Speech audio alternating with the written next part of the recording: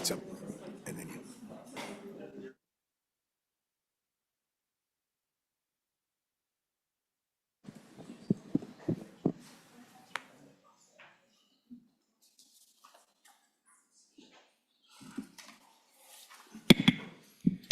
Good morning.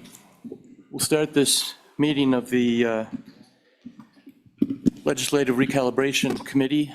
And I think the first item is attendance, if we could take that. Good morning, Mr. Chairman. Representative Andrew. Here. Representative Bear. Here. Representative Kelly. here. Representative Nyman. Here. Representative Yin. Here. Senator Beitman. Excused. Senator Brennan. Here. Senator McEwen. Here. Senator Rothfuss. Here. Senator Schuler.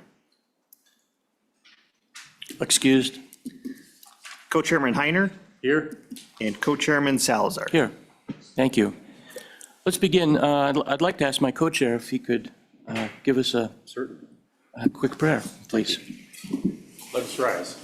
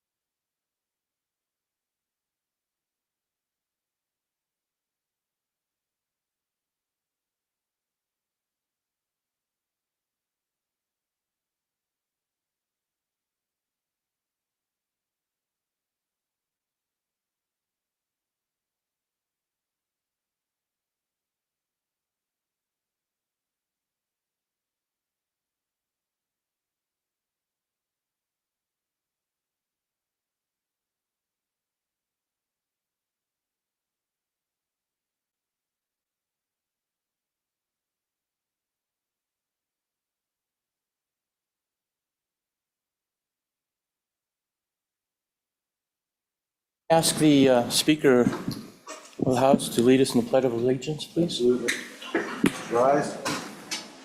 I pledge allegiance to the flag of the United States of America and to the republic for which it stands, one nation under God, indivisible, with liberty and justice for all. Thank you. Appreciate that.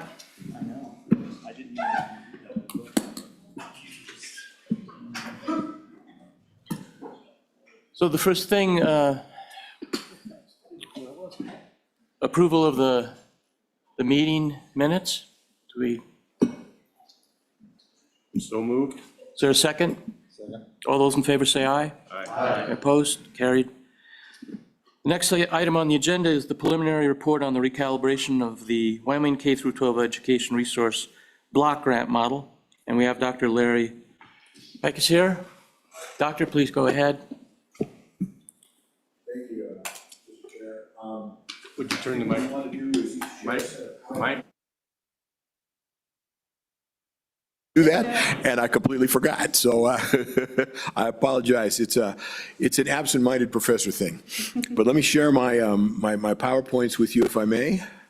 Dr. Peckus, before you begin, let me just make a public comment. This committee wants public testimony. We want it today, we want it tomorrow. We're going to give ample time. For most of you who have the agenda in front of you, you will see that public testimony will be given near the end of the day once most of the testimony is given. So we look forward to the public testimony, and just wanted everyone in the audience and those watching to know that we eagerly anticipate and want that public testimony. So I'm sorry, Dr. Peckus, want to. Thank you. I appreciate that. I also will endeavor, following on the prayer at the beginning, to be as efficient as possible, which was part of that. So we will endeavor to do that. It's a pleasure to be here this morning. The weather is lovely, and travel was smooth and easy, so it's a good omen for I hope, a good and productive day today. Our purpose today is to really share the results so far of where we are in the recalibration study, and in a number of instances, seek your guidance as to directions you think you might want to go. I don't think we're asking for final decisions in any way, but to have some sense of what sorts of analyses and things we need to want to think about as we go forward. So that's our plan. I'm pleased to introduce the people working with me today. You met Mike Griffith, who works as a consultant with us the last time we were here. Amanda Brown works with APA Consulting in Denver. Some of you may know her as well. And she was part of one of the rounds of in-person professional judgment panels when we did that prior to the last session. So we have actually a large team.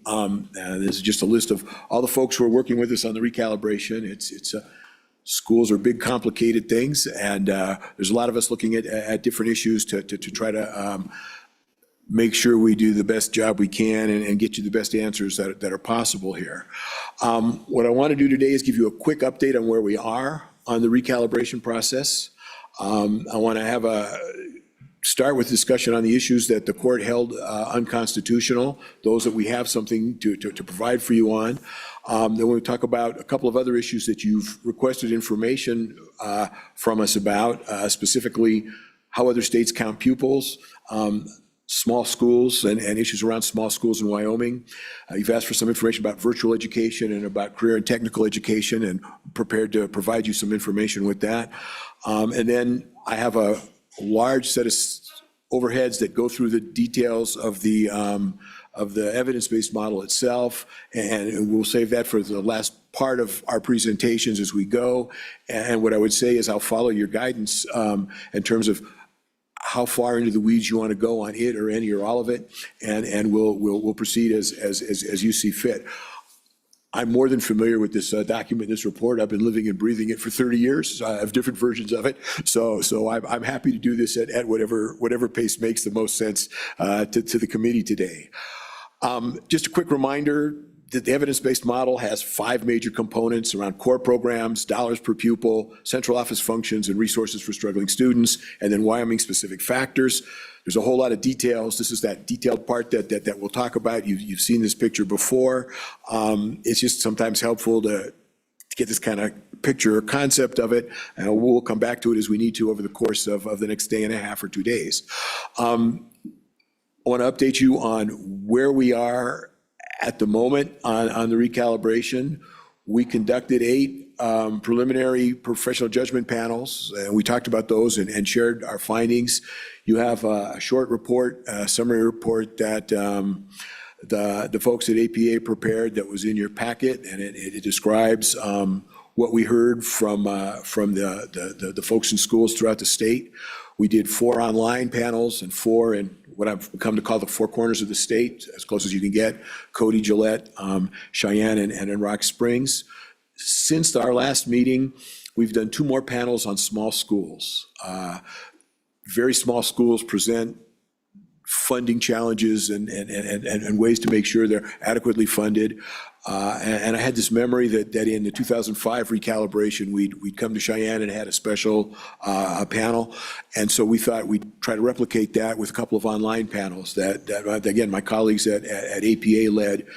Their process for doing professional judgment panels lends itself better to seeking the input we were seeking than the way we've typically approached it at Pike-Assad and Associates.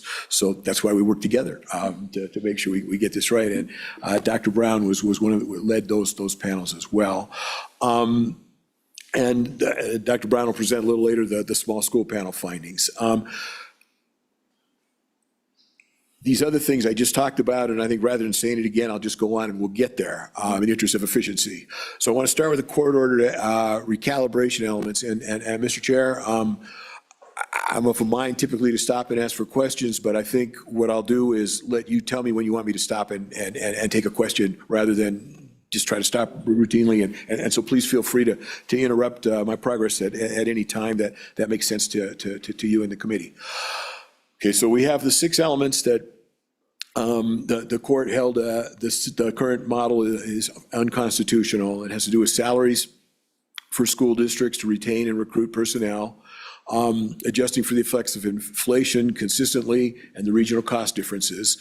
What I'll basically tell you is we're working with the economists on these matters, and we don't have a lot to talk about quite yet. We will in October have estimates of what salaries should be and how that impacts the cost, or what we think appropriate salaries in the model should be, and how to think about the regional cost adjustment, and how to think about the external cost adjustment. So we'll bring that to you in October. So we don't have a lot.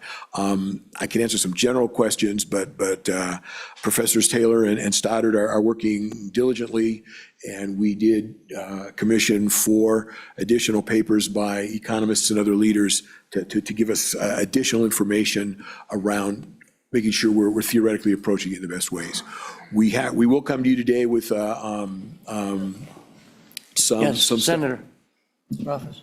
Briefly on salaries, and I understand that you don't have the data, but just with the philosophy, one of the discussions that's gone on for a number of years is that the courts and your model talk about having high-quality teachers. And our economists, when they're looking at cost pressures, tend to not contemplate the quality of the teacher. It's sort of a, minimum salary to have enough teachers to fill the slots. And so that's been a little point of contention that we've gone back and forth with them on. I want to know if you're making sure that the analysis that they're doing is related to the high-quality teachers that you're recommending. So what economics are required to ensure that we have high-quality teachers as opposed to just a sufficient number of teachers in the classroom? Thank you, Senator. That's our intent. That's the quick answer to that. On the issue of high-quality teachers, that's one of those tricky things to measure in a large economic model. So the idea is to have salaries that are high enough that will attract people to have those salaries. And then the argument that we've heard from the school districts, not only heard from, but you can see by their actions, is that their salaries exceed what the model generates in all but one county. And the question is, how have salaries changed in other professions that we would compare salaries to that would be competitive? And what does the way the model works is we have to figure out what sort of the average salary for teachers would be, and then simulate our way back into what the beginning salary would be in the model, and then it grows up to the actual average salaries in each of the districts. Professor Stoddard came up with some preliminary findings that were different than she's found in the past in terms of making the comparisons, and I'm reluctant to say more about them right now, only because we're really looking at it pretty closely. But I'm confident that we'll have an answer that will. I guess what I would say, I spent a dozen years as Associate Dean for Faculty Affairs.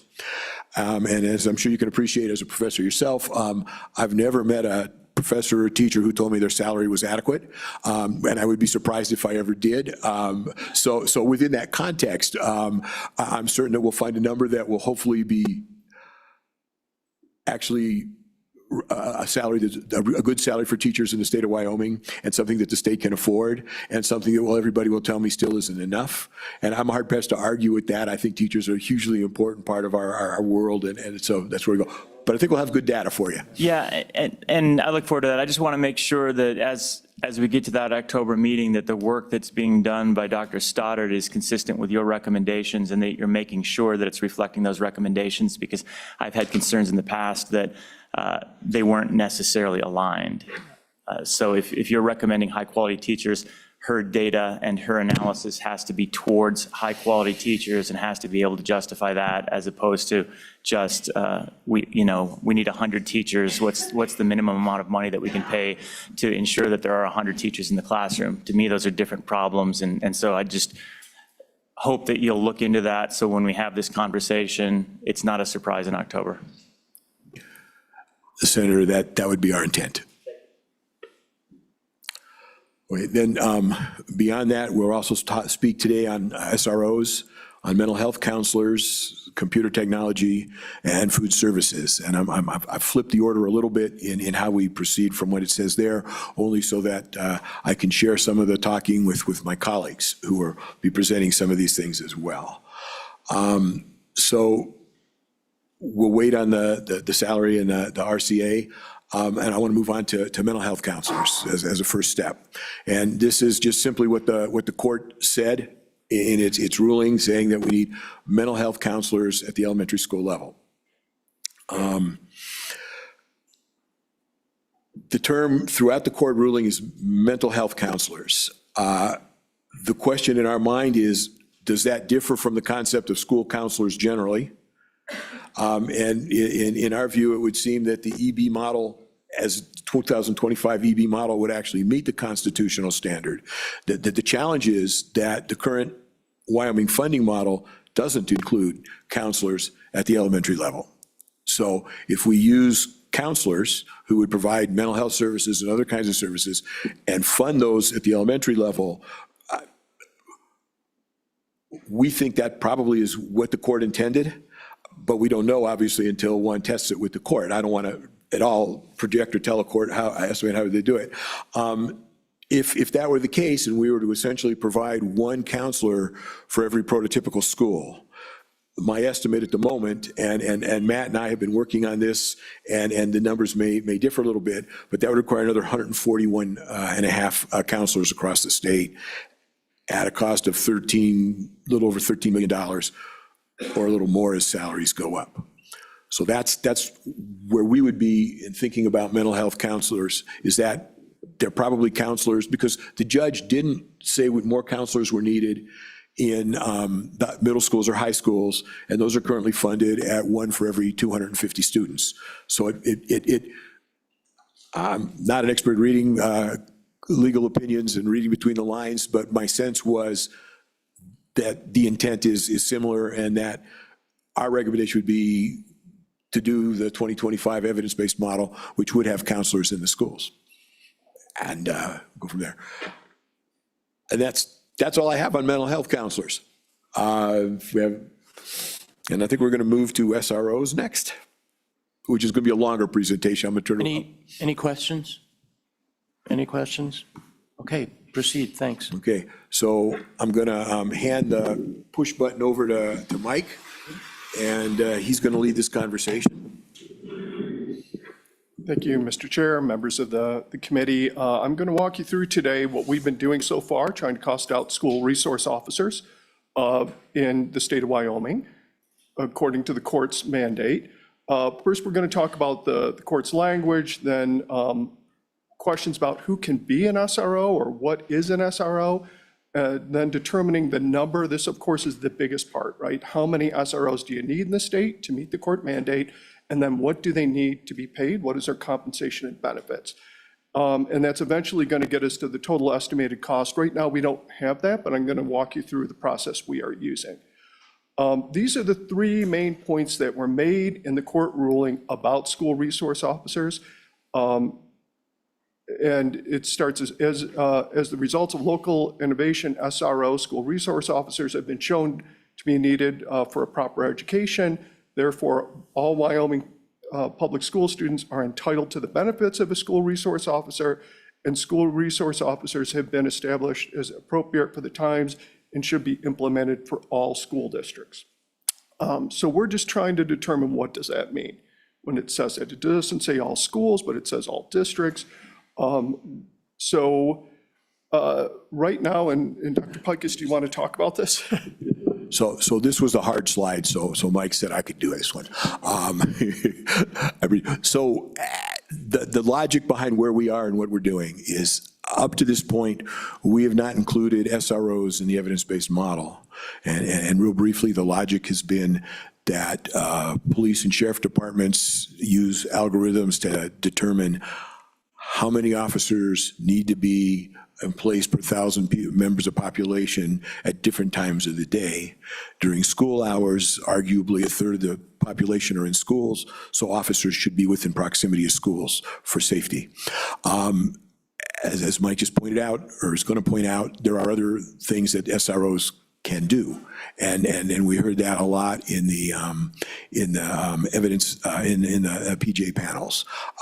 So with that, the question then becomes, how do you determine how to provide those additional services?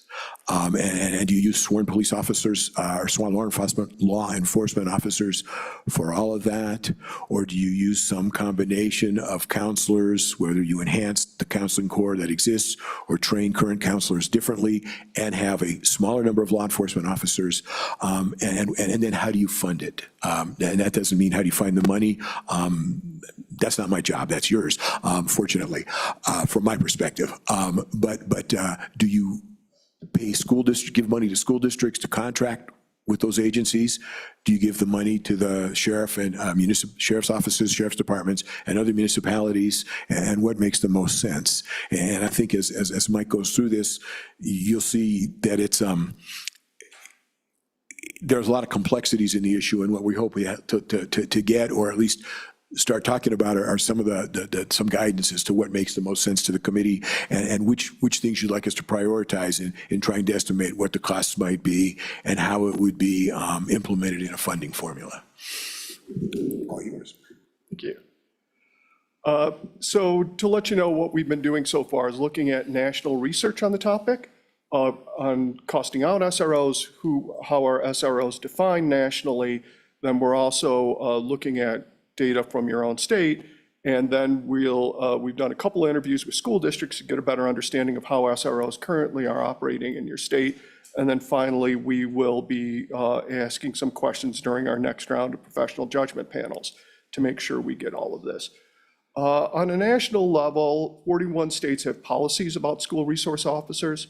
Unfortunately, most of those policies are about who a resource, I shouldn't say unfortunately, but who a resource officer is, not how many you need.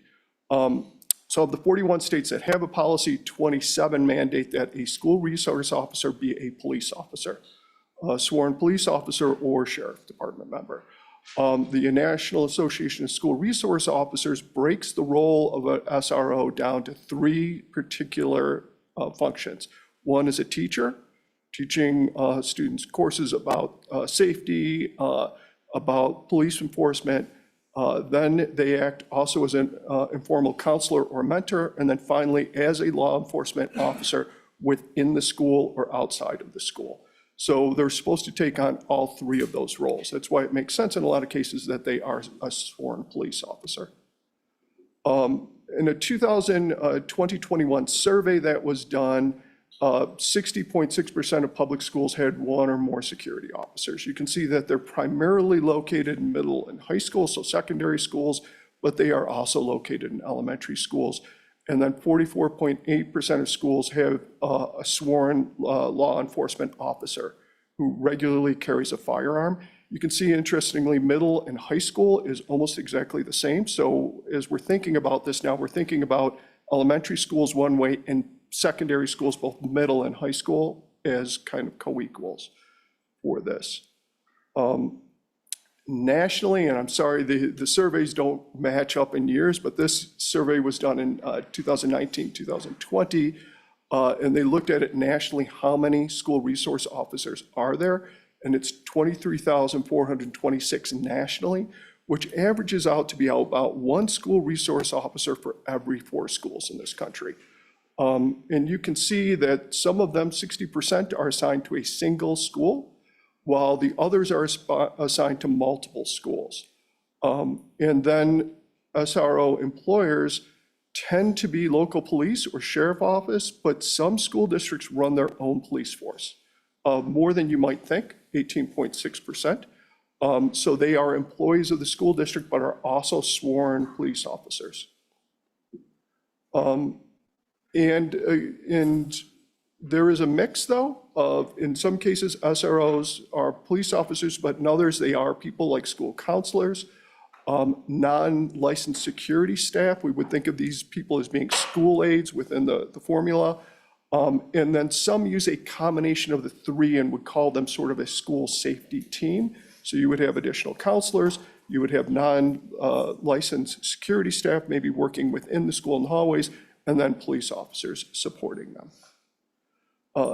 We know that from our interviews and from the research that's out there that not only do you have the cost of salary and benefits for the SROs, but you also have things like the cost of police vehicles, supplies and equipment, and then there are other supports that sometimes that are required for this. So when we're looking at costing out, it will include all of those things to be not just salaries and benefits, but the other additional costs that go along. Speaker Knight? Thank you, Mr. Chairman. Just a quick question for my own edification. How many school districts in Wyoming are currently employing or using SROs? You know, we don't know right now. That's part of the interview process. There is a Wyoming School Resource Officer Organization, and I'd like to have an interview with them to find out, but So we don't have that information yet. That's how many are actually on the ground operating at this point that have been employed. Representative Neiman, I think that we also, the department has done a data survey of the school districts. And I don't know if that's back yet or not, Matt. Mr. Chairman and Representative Nyman, the Department of Education has requested districts to respond to a survey. I don't know the exact timing on when all that data is due back, but it will be collected and submitted to this committee prior to the October meeting.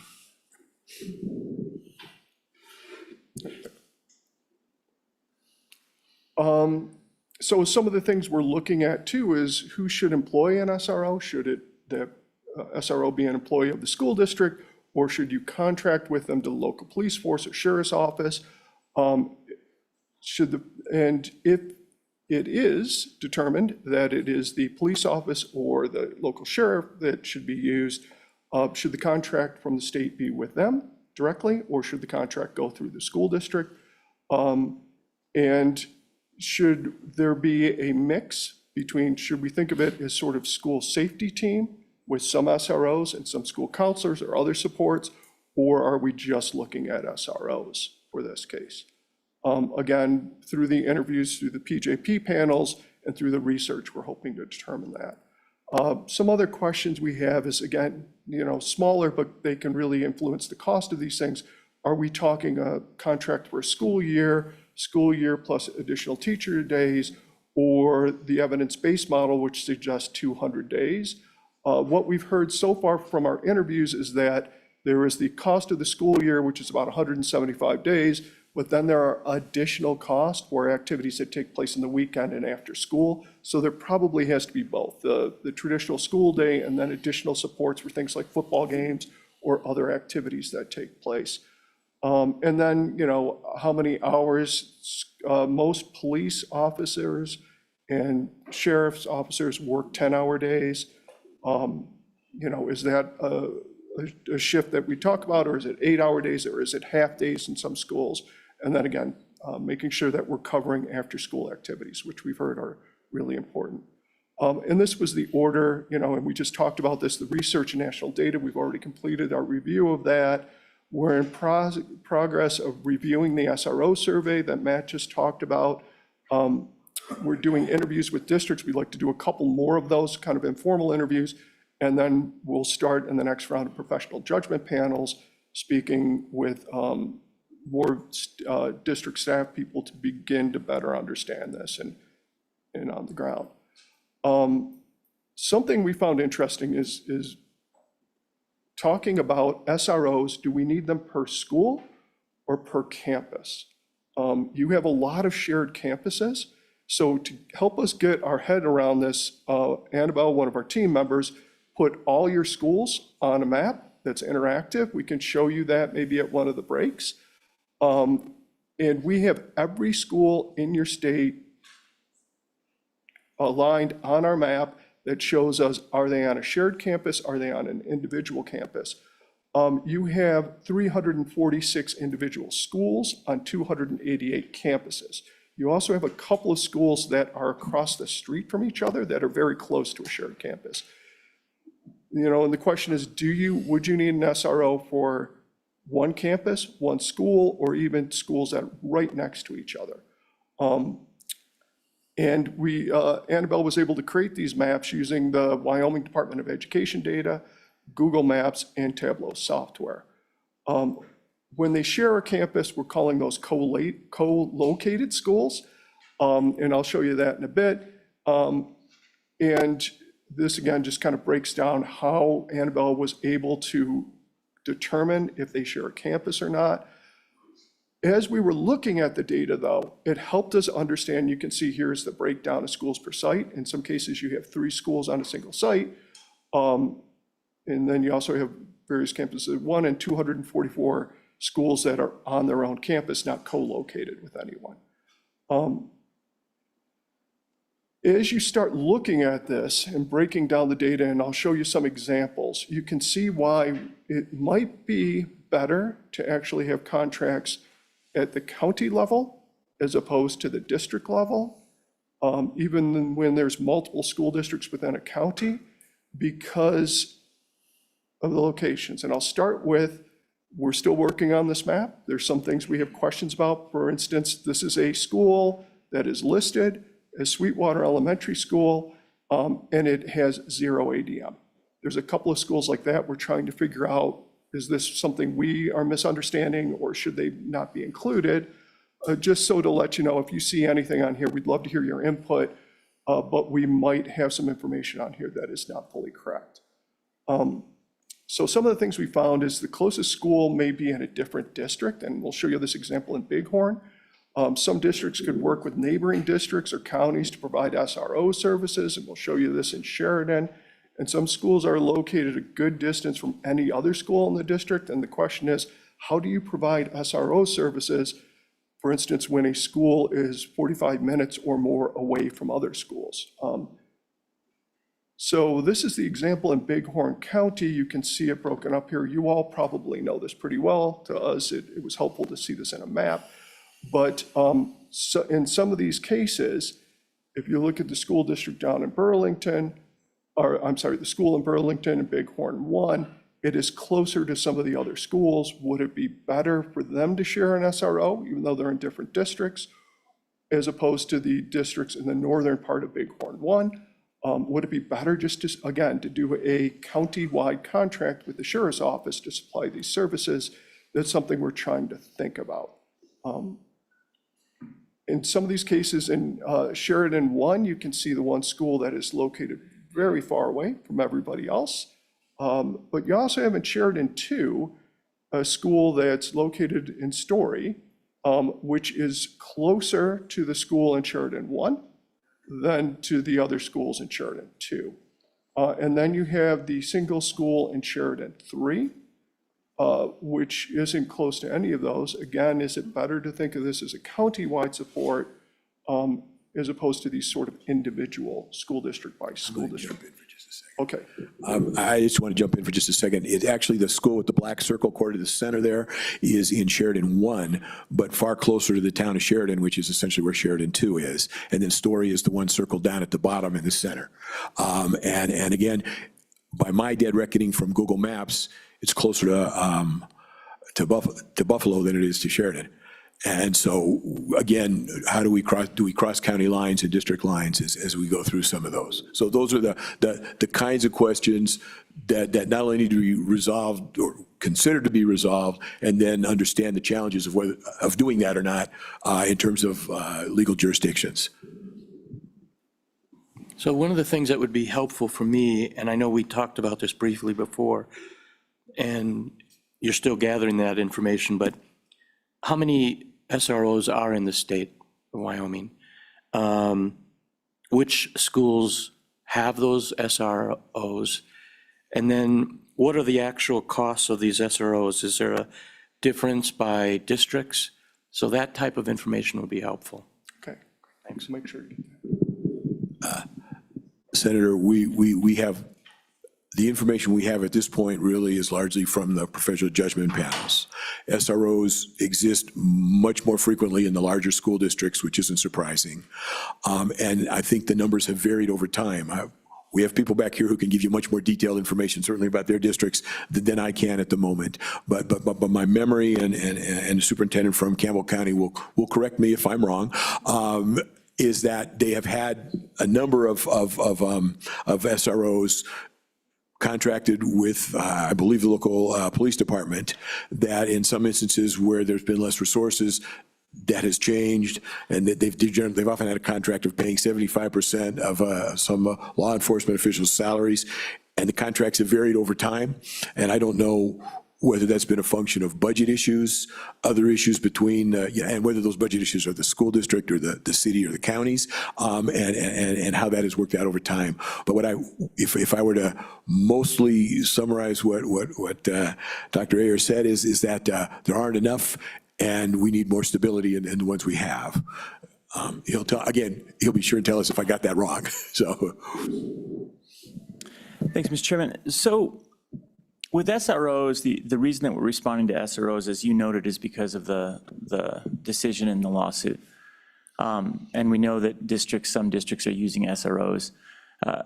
What I haven't heard, and I certainly haven't seen you presented over the years, is a data-driven analysis that supports the value of SROs towards an educational purpose. And as a matter of fact, I think you might specifically have not included that because you've stated that there are other mechanisms for it. It looks like the court wants us to go in a direction that incorporates SROs, and I understand that's the reason for it, but I have a couple of questions. The first is there strong support that an SRO is the best way to improve safety in a school? Right, which seems to be the objective that we're looking at here, right? School safety. And my second question is, if it's questionable, and I think it's questionable, would it be better to have a category, if we're contemplating funding this, that is more flexible than SROs but incorporates SROs? To me, that would still meet the court. And that would be a school safety category, where instead of doing SRO as your approach, where maybe that's what you want to do and you contract with local law enforcement and you go through this exact same type of analysis, what is best for us, or you incorporate a school safety program, or you do something along those lines. These complexities don't seem like they're complexities we have to or necessarily should solve.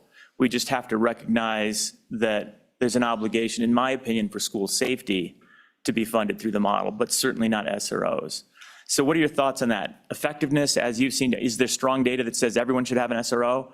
And could we look at changing the structure of that such that we're talking school safety instead of SRO, and that would be how you would fund your SRO if that was your choice? Thank you, Senator.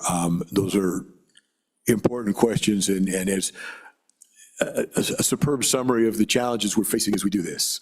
And the answer to the first question is there really isn't an evidence-based, data-driven research basis that says SROs improve student outcomes. I anticipate that's because it's a relatively new concept, that it's largely been driven in its initial form as a response to unfortunate incidents in schools, and we need somebody there to protect our children. And then the challenge is, how do we do that? How do we afford that? And what does this person do during the day? There are valuable things that someone trained in these issues can do and help and work with students that are important. A lot of those are functions that are also things that counselors may well be able to do with some proper training, not the safety part of it, but the counseling part of it. And there may be enough counseling resources to do that now. We may need more counseling resources, and that may be a more efficient use of personnel. And then the other one challenge that struck me that I've been thinking about a lot, I've been playing around with these maps a great deal. And one of the challenges is our concept is it's the responsibility of the police department or the sheriff's department to be there quickly if something unfortunate happens. And that's different in different places. And I'm hoping I have the right district from my memory when I was looking at the maps, but it seemed to me that the police department in Meeteetse is a 3-minute walk from the school. But whether there's an officer there who could respond to an emergency or not at any given time, I don't know. I don't know what their patrol looks like or what's happening. Burlington appears to be 40, which is I've talked a lot with Richard Parker, so I'm sort of familiar with that. It appears to be 45 minutes from anything that's a sheriff's station.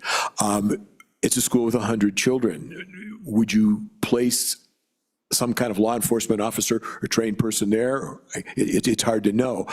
There's clearly value in some kind of counseling services, and if they need to be specialized because of the limited number of counselors already at a school that small, perhaps they come by one day a week, every 2 weeks, a month.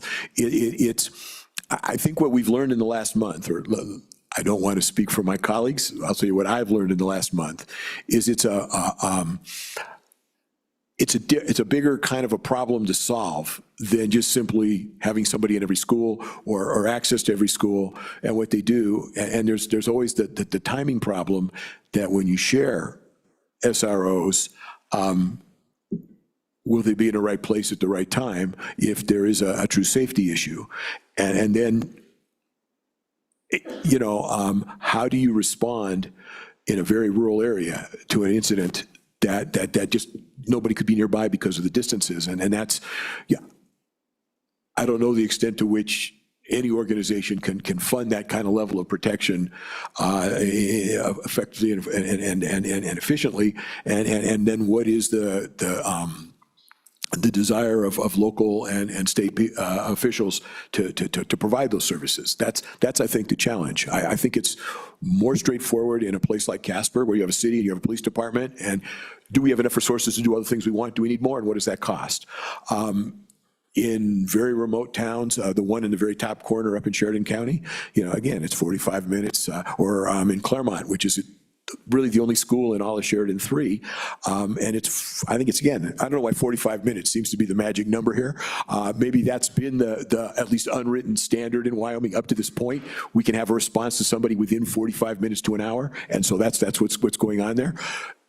Is that acceptable for small rural areas, or is more protection needed?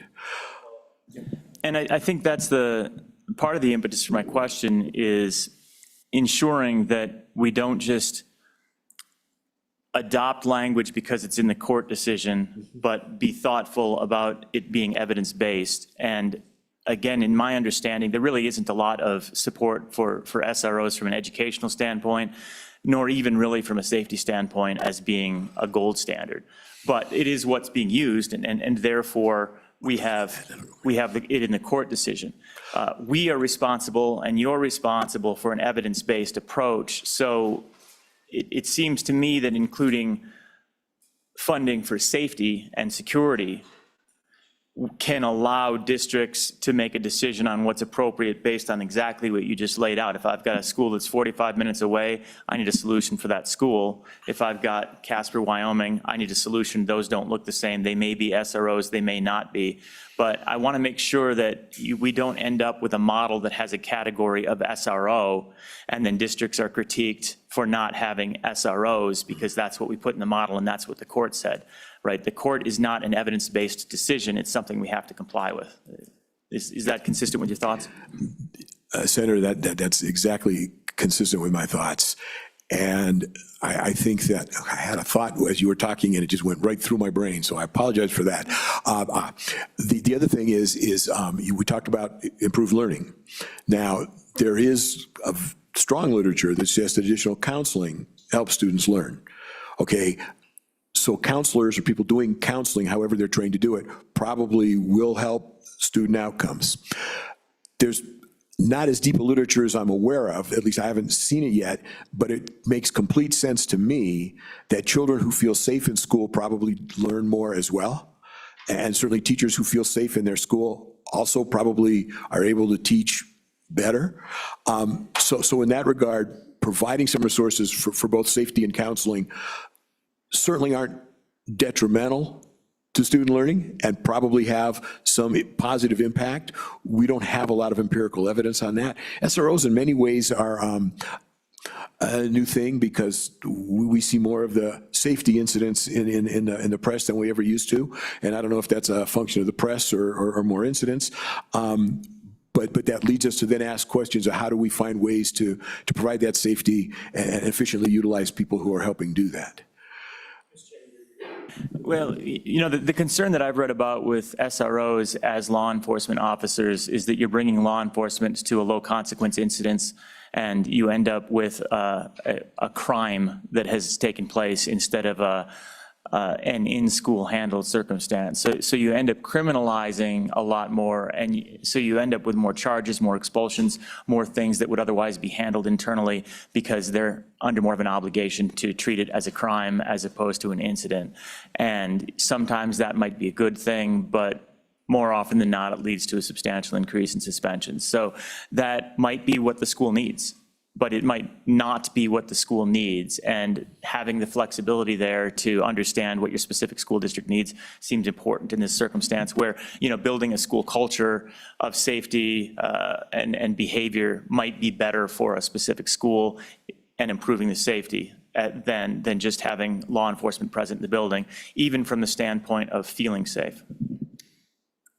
Senator, Mr. Chair, you hit on, Senator, one of the questions we have for you all, because your question is our question, is purely SROs, and you can see here, other alternative to law enforcement officers. We go to this final slide.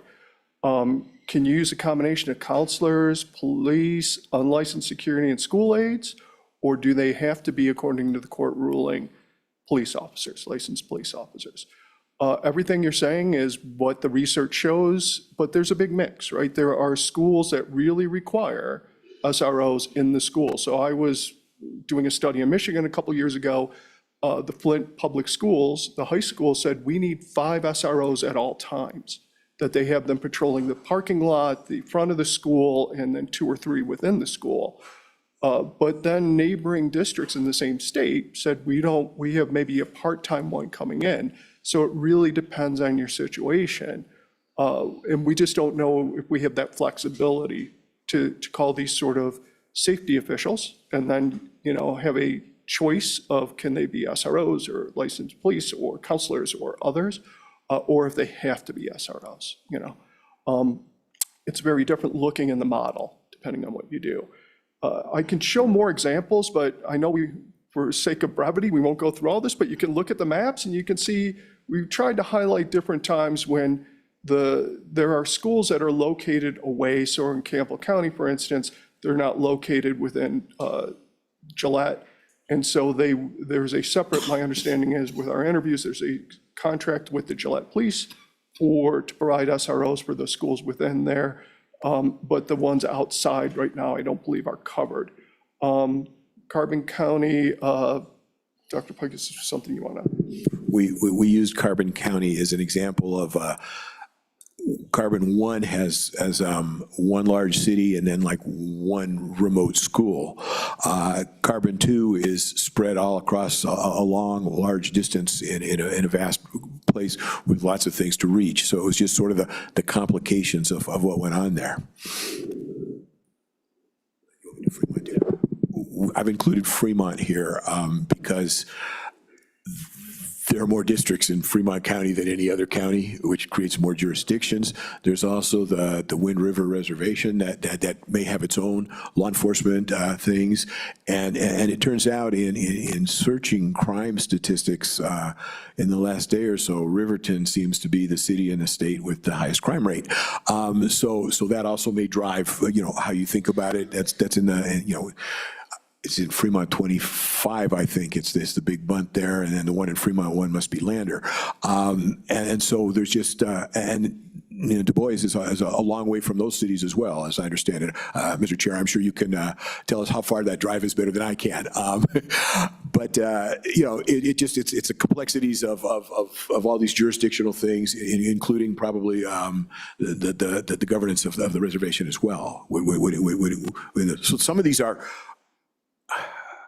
less educational issues and more government coordination issues that come up, and it's just really determining if the state's going to fund more of these services, how are they going to be provided and under whose jurisdiction and whose budget. Let me check here for the committee. Any questions? Any questions? Okay, thank you. Proceed. Great, thank you, Mr. Chair. Just summarizing everything we just talked about, should SROs be allocated across schools in a district or alternative geographic areas, say the county, for instance? Do SROs need to be sworn law enforcement officers? And then as we talked about and the senator mentioned, can there be alternatives? Can they be counselors? Could they be unlicensed security? Could they be school aides? And then if police or sheriff are if SROs all are police or sheriff, can they work across county city lines? It doesn't appear that that's always the case, and that might not be allowed. And could multiple districts enter into a single contract with the county sheriff's office to cover SROs? And then if that is also the case, would it be better if the state just contracts with the county sheriffs? Or would it be better for the contract to go through the multiple school districts? So these are just some of the things that we're thinking about as we put all this together. We touched on this, and this is one of the issues with SROs is they have changed over time, and they've become different depending on what's happening in society. And one of the things is thinking about school shooting events, which are tough to talk about. Is that what these are for? If so, then it would be sort of one-to-one to have a police and SRO there all the time. If it's for other purposes, then it would be more of the mix of individuals, and we could call them sort of a school safety team. So that's the end of my presentation. I'm prepared, Mr. Chair, I'm prepared to move on to school food services if that's acceptable to you. So before we leave that SRO issue, is there any questions on this? Anything? Okay, proceed, Doc. Thank you, Mr. Chair. I did have one other thought on SROs, and I apologize for being a little late on that, is I don't know whether the state police can play a role in something like this as well, particularly for remote communities. I don't know enough about the mission of the state police or how they jurisdictionally serve small communities as well. But that's something we probably ought to at least consider whether it can be added to the mix as we look for ways to do this. So the other issue that court speaks to is providing appropriate school food services, specifically that should include nutrition component and funding for school nutrition because it's an essential component of quality education. The argument that we've used in the evidence-based model everywhere, and actually the intent of the National School Lunch Programs is that they should be self-supporting. That is, between the subsidies that the federal government provides for meals for children and the payments that children make or their families make for meals, that should fully fund a food services program. I will say that although my data will only go back to 2011, we have heard since 2005 and probably before when I was here that school districts argue that the resources that the money that comes in no way actually fully funds their school food services, and they subsidize it through their general funds. So I'm going to provide you with a little bit of data and then do what Mike did and ask a couple questions to further our discussions. So school nutrition programs were really first became something that we did in the United States following World War II. And it was largely a function of many, at this time it was almost all men, who were drafted were ineligible for the draft because they were undernourished. They simply hadn't had enough adequate food and really just weren't physically able to serve in the military. And so under the theory that it might also, everybody should be properly fed, the Child Nutrition Act of 1946 was put in place to improve child nutrition and health and make it available to all children. And also as a secondary and equally perhaps important thing is to support the U.S. agriculture sector. That is to actually purchase agriculture products and provide them to schools and support farmers and such. The Child Nutrition Act of 1966 updated that, and it was part of the war on poverty in the 60s, and it expanded programs to include breakfast. It increased funding, and over time, the emphasis has shifted away from helping agriculture as much as improving nutrition, addressing nutritional guidelines, and ensuring equitable access to nutritious food. There is a great deal of evidence that children who aren't hungry do learn better. So the value of doing this is that children who are in school and are well-fed do better, and there's evidence that providing breakfast in many cases also does that. So the program subsidizes food services. It's supposed to break even. And in many states and many schools it does. I think I mentioned last time I'm on the board of a charter school in Los Angeles, in South Central LA. And 98% of the children are eligible, and the school's 100% free lunch for everybody as a result. And the program operates at a profit, so the subsidies are adequate. Wyoming's very different than that. The percentage of children who qualify for free and reduced price lunches is lower than that school, or lower than many schools and many states. And as we've learned over the years, it's been much harder to make that work.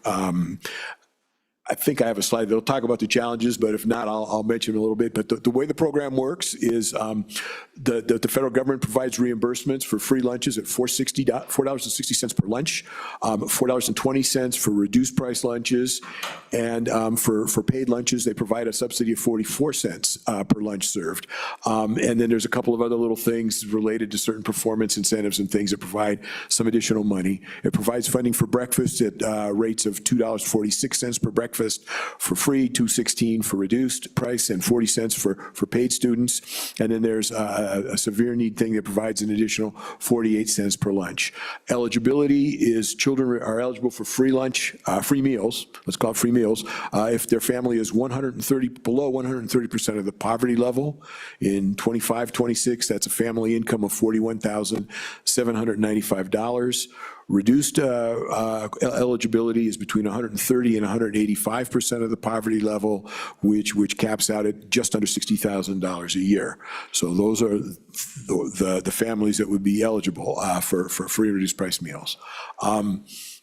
This graph just shows that revenues have consistently been, for the last 14 years, less than school district expenditures. Now, as we talk to school districts, let me just see, okay, here we do have the concerns that we learned at the PJ panels. The officials from the schools argued that federal reimbursements are inadequate. Just going back slightly, on the free and reduced lunch, are those values regionally adjusted? These values are consistent for the 48 states in the continental United States. Excuse me, Senator, these values are valuable. They're higher in Alaska and Hawaii. They are. And I believe they're also different in outlying areas that are like Puerto Rico and Guam and such. Thank you. And do you know, on the performance-based additional reimbursement at 9 cents, I've never heard of that before. What gets you that? I am not 100% sure of the details, but almost everybody gets it. Okay. And it really has to do with auditing standards, not student performance. Gotcha. Understood. Thank you. It's an excellent point, and it really has to do with the operation of the system itself. Okay, thank you. That's helpful. So Doctor, going back to this slide, those are the eligibility requirements. However, anecdotally, I've heard schools say no student in our school is going to go hungry. Mm-hmm. Have you heard that? Yes, sir. Well, can you expound on that? Let me move to the slide I was just on, Mr. Chair, and I think we'll if I don't fully address it, please stop me, and I'll be sure to do so. But yes, there are many schools that make that commitment and feed them, and of course, that would lead to this situation if districts make that choice. If they choose to feed children, regardless of whether they can pay or not, or whether they qualify. The arguments that the panel's made is, one, the federal reimbursements are inadequate. It's a function of diseconomies of scale in small school districts. Food costs in Wyoming often are very high.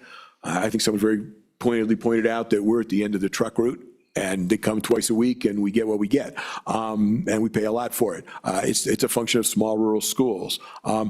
Also, if you try to use full-pay students to make up the difference, the price of lunches gets too high, and many students, particularly at the higher grades, elect to buy lunch off campus, which then creates that sort of vicious circle of having to raise prices. The federal regulations, district opt out, claiming that the regulations are a little are too complicated.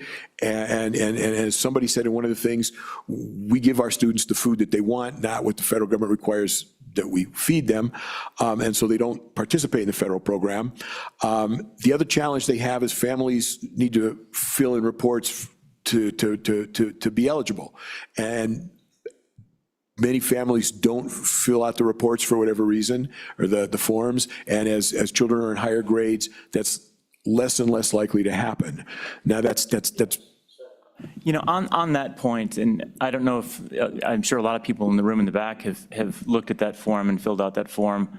I don't know if everybody at the table has. It's a lot more onerous than you think it might be to become eligible, and I think that ends up creating some exclusion.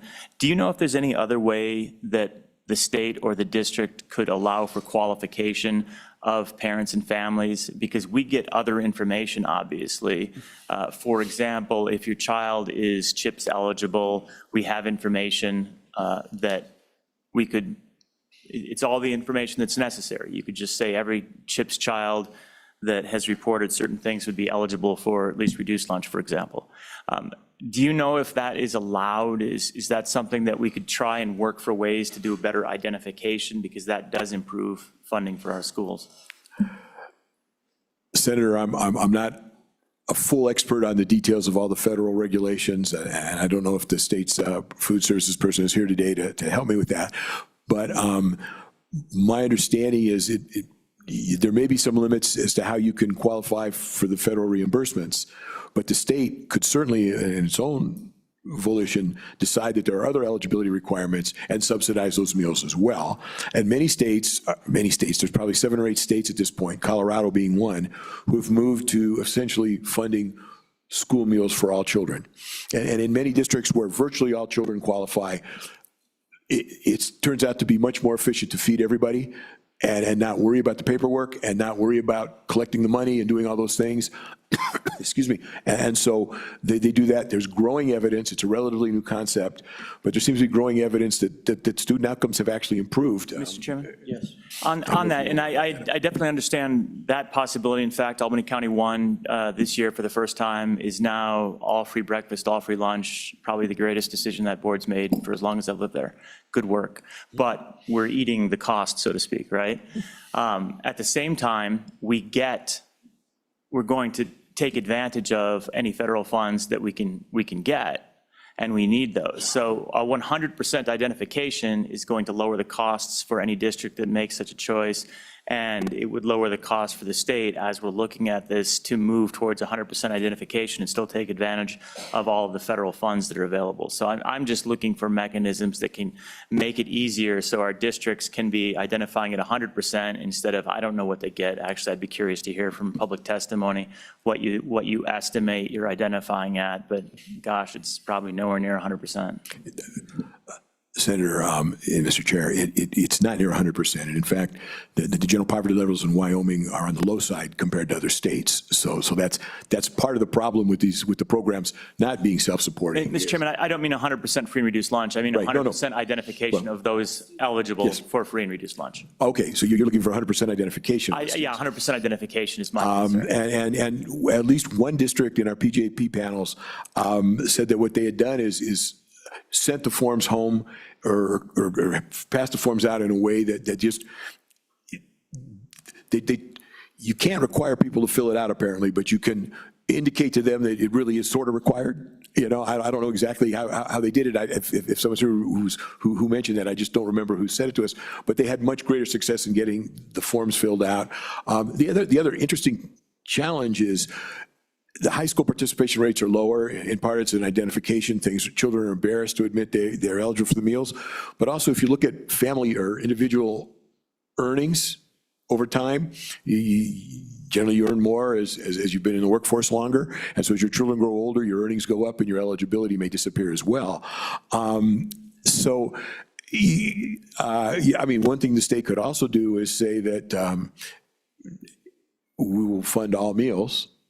And then I guess you'd have to decide whether or not you'd require districts to also participate in the federal program first, so you maximized your federal reimbursements. And then work with each district to maximize those kinds of federal reimbursements within the federal regulations, and then pay the difference. That's one option. I think I'll get to that in the next the next slide or two. So Doctor, I want to back up for a minute. Given your experience, are students stigmatized? I think you mentioned that for subsidized lunches. Have you found that to be a prevalent problem in Wyoming? And what are other states doing to mitigate that? Can you address that issue in any way? Mr. Chair, I can try. The challenges that come up vary based on school level and a variety of things. One of the challenges is what happens when a child who is a paid student shows up without money one day. Schools really don't want to tell them you can't eat, and they try to pay for it and help it out and stuff, but, they create like a little account for the children, but some families just simply don't pay, even if they were asked to, and schools make the choice to feed the children. But that creates challenges when someone gets in line to get a meal and suddenly they're not supposed to have a meal or something like that. At the older levels, children just simply don't want to be identified as needing that help. It's embarrassing to them among their friends that they're poor and they can't afford their own lunch. And those are challenges that exist throughout. I don't know what effect that has on student learning per se. I, again, wouldn't hypothesize that it helps. And so it's just a wide range of issues in terms of getting students to participate. And as poverty levels increase in schools, there are ways to simply make every child eligible without going through the paperwork, and then those problems go away. Everybody just gets fed So if they want mechanically, to. how does that work? Does a child who is subsidized, do they come up to the cashier with a card? How does that physically work so that they would be identified? I'm not sure how that works. Well, go ahead. I'll answer that. Then I think Mike has gotten to the answer on one of the other ones. I think it varies by school and school district and has varied over time. I mean, I think there was a time when there was a list of names and they checked the name off. I'm pretty sure there's a system that's a little more digitized at this point in most schools, so they know. And it turns out in a big high school, it's probably not as easy, but in a relatively small elementary school, the person who's watching the food line knows eventually, right? They figure it out because they know all the children. And they find ways to try to minimize that stigmatizing. Hopefully they find ways to minimize that for children. And again, there are people back here who can tell us how they do it more directly than I'm able to, I'm certain. I'm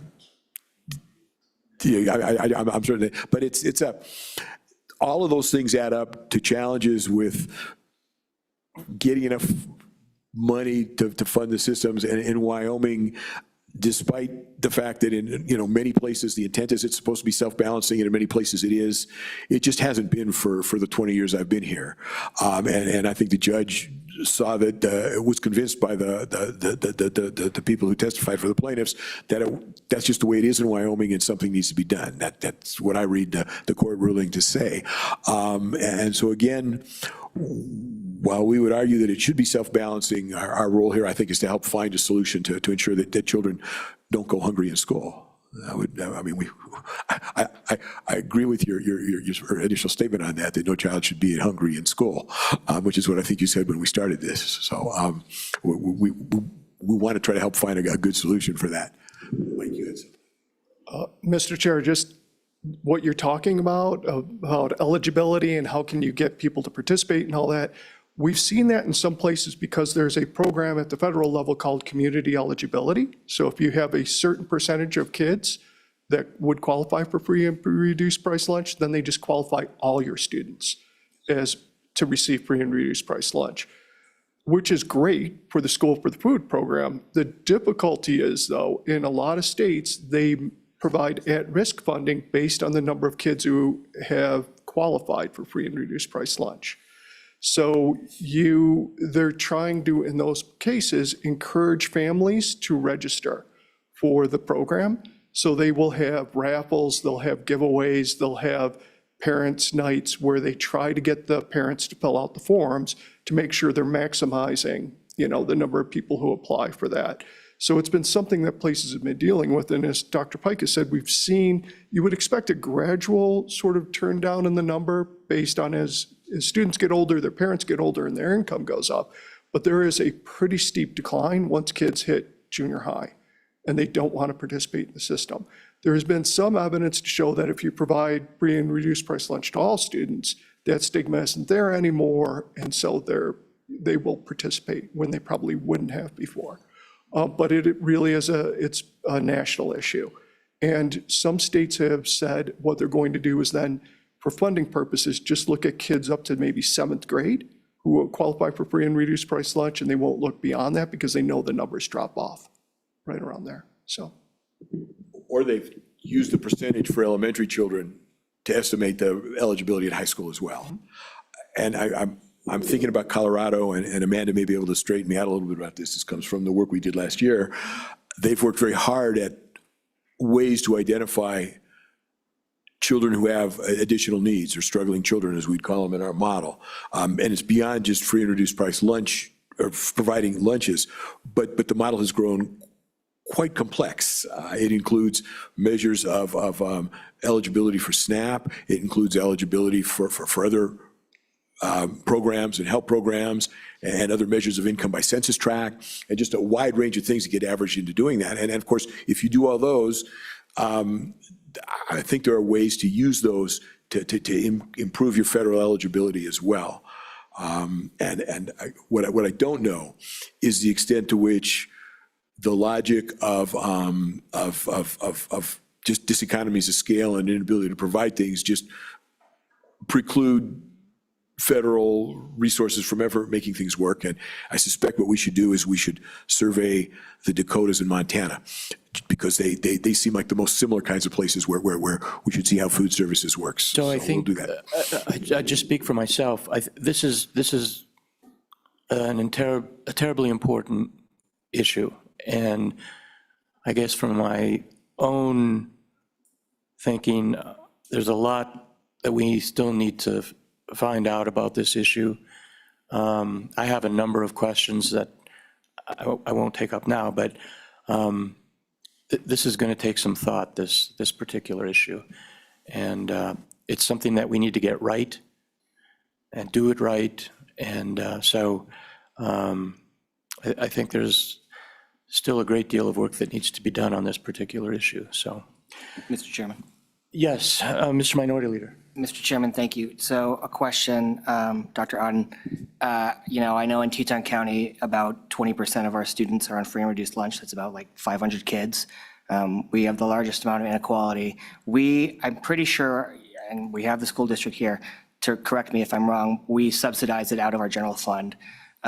So I'm curious on how many districts do the general fund subsidy, which we don't have in the model, versus charge the other students to make up the difference when you've gone through the PJPs across the state?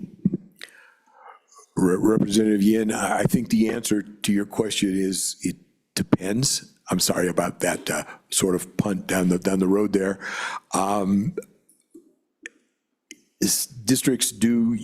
Many of the districts reimburse through their general fund and also charge paid students, but they're unable to charge enough to fully recoup the deficit in the federal reimbursement. So a range of things happen, and it varies by district.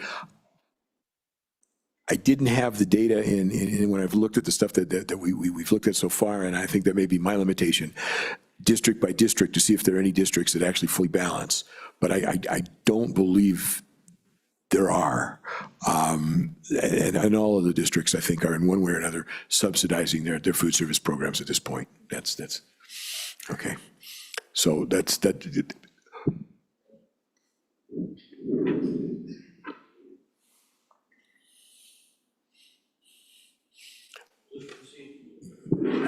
Thank you, Mr. Chair. I think the slide that I just put up here is pretty much what we've just talked about. I don't know that there's anything here that we haven't talked about.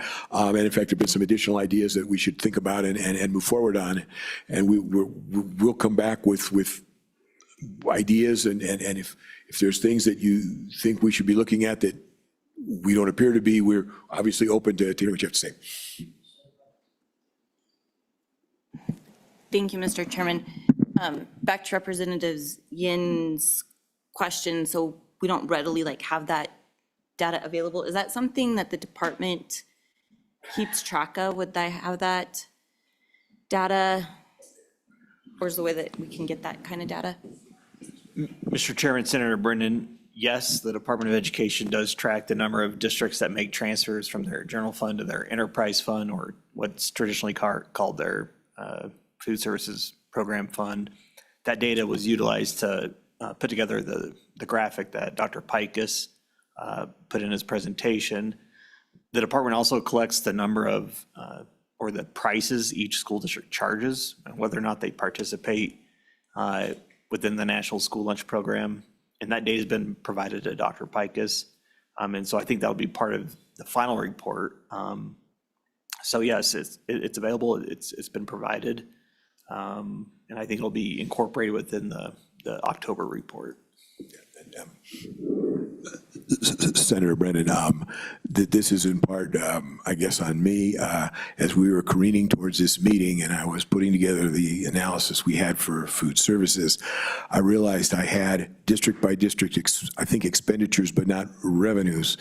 I don't remember which order it was in, so I couldn't do a district by district comparison and give you that simple count. The data do exist. I just didn't have them available in time to put it in here, but it's very straightforward, and the department has it, and I think we have it in hand as well. So we will be able to provide that without any problem. It's just like I said, that one's on me. I apologize.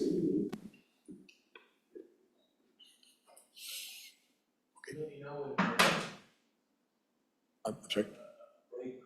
I will leave that in your judgment, sir. It's what is it? It's 9:45, so I think we can keep rolling until you tell us to stop. Okay.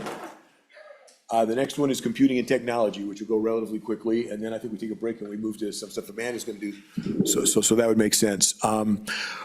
Again, one of the court concerns is that there isn't enough money for computing and technology. If I had to pick, other than salary levels, the thing that we got the most feedback that funding is inadequate in the model, it would be this, and it's largely a function of the research on how to use computers in schools had largely said 3-to-1 were adequate. COVID proved us wrong or changed our way to think about that, and we recognize that. The person I work with agreed, and we've moved forward. What we've done is we've looked at prototypical schools and tried to look at the number of computers that would be needed. One for every student, additional for faculty, providing computers for them, providing computers for office staff, providing a set of computers in a library or a library facility, and then a cart with computers for classrooms. This becomes a way to create sort of labs. If students don't bring their computers to school every day, you have access to them, and just a set of computers so that no child ever, when they need to have access to the web, and most of the computing is based on the cloud, there's always a computer for them.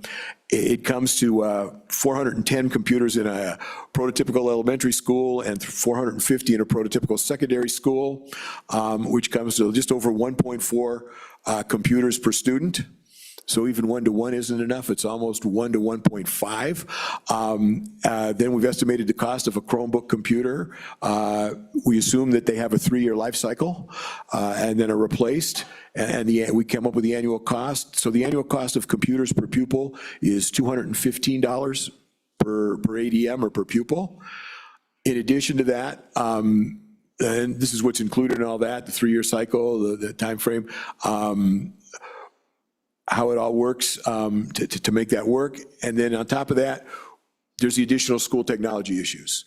The $215 ought to provide enough computing for every student to go home and have a computer and be at school and have access to computing and reach the boundary of the school.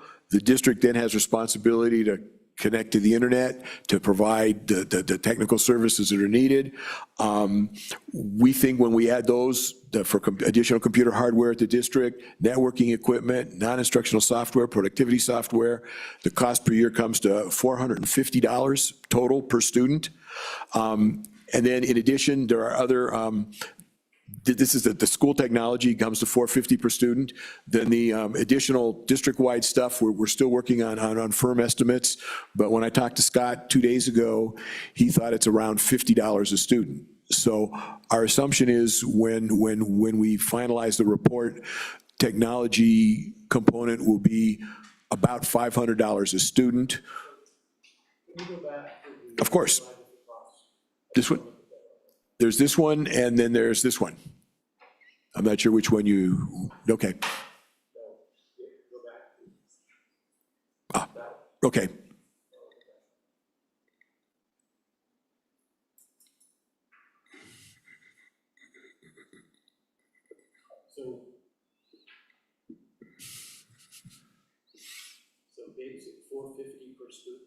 No, that's the total number of computers that you need, 410 in in an elementary school and 450 in a secondary school.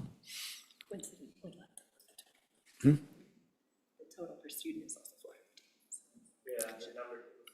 Yeah. No, the problem is that coincidentally, the 450 is what we came to for the cost as well. That's what, thank you, Ed. I got what you say there. Yeah, so it just turns out that the numbers are identical. If I go to the next slide, Yes, Representative Barron. Thank you. Dr. Pikus, is that either 215 or 500, whichever number you're using, is that divided by the 3-year cycle? Is that? no, that includes a 3-year cycle. So really this figure, the 215, will provide one-to-one computers for students, and it will provide additional computers in each school to meet the needs of the library, to meet the needs of computers when they need them on a cart for some reason, or when a child's computer falls out of their backpack on the way to school. I mean, if you're going to go to one-to-one computing, and you're going to essentially have textbooks online in the cloud, everybody's got to have a computer all the time. Yeah, but it is over a 3-year thing. The 215 or the 450. But just for clarity. It assumes that you buy a student a computer every 3 years. So just for clarity, to get an annual cost, you would need to divide that by 3. No, sir. That is the annual cost. Okay. That assumes that you only buy a third of the computers you need every year. Thank you. I'm sorry. I apologize for not being clear. Thank you, Mr. Chairman. Dr. Pikus, as I understand the court order, it says one-to-one computing for our students, but what you're outlining here is much more than one-to-one. You've got computers for every student plus extra in case he forgets his computer. You've got computer carts, you've got computer labs, you've got computers for everybody. So you're way past one-to-one. Is that correct? Representative, that's correct. And the reason for that is, first of all, there are computers for faculty, which are essential. We assume that they Well, they must be on the same already have 3-year replacement cycle, though. So they need new ones as well, and they may be more expensive computers. Teachers often have something that looks more like what's sitting up on our desks rather than a Chromebook. You need computers for the office staff as well. Now, 10 may be a high number, but you need some. You need computers in the library for students who come to the library, and the cart for computers in classrooms. I talked to Scott at length about that because I was pretty skeptical, and I still remain somewhat so. But in part, he said it depends on sort of the instructional plan that a teacher has, and he just said straight up, not every kid shows up every day with the computer they're supposed to show up with every day. And this is sort of the equivalent of what classrooms always did. You bought one extra set of textbooks and kept them in the classroom for when a child didn't have their textbook.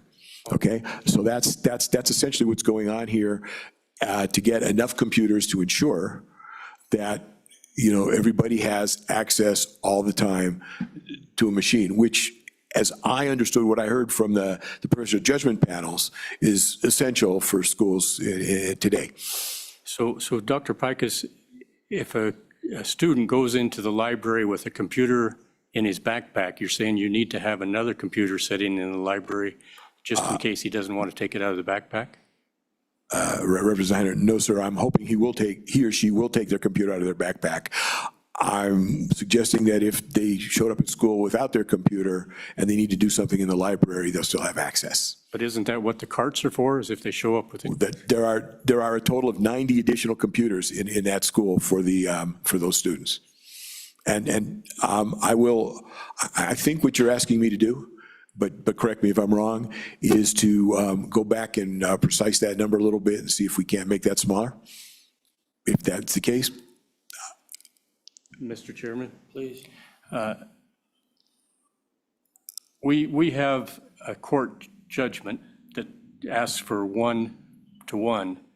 I'm having a hard time understanding why we need to go over and above that one-to-one, one computer per student. be adequate. And if they can't bring their computer to school, that's an issue with the student, not something that the state should fund just in case. So I'm having a hard time with that, Dr. Pikus, that we need all these extras just in case. Representative Heiner, I completely understand. And I will come back to you with more information in October, if that's okay.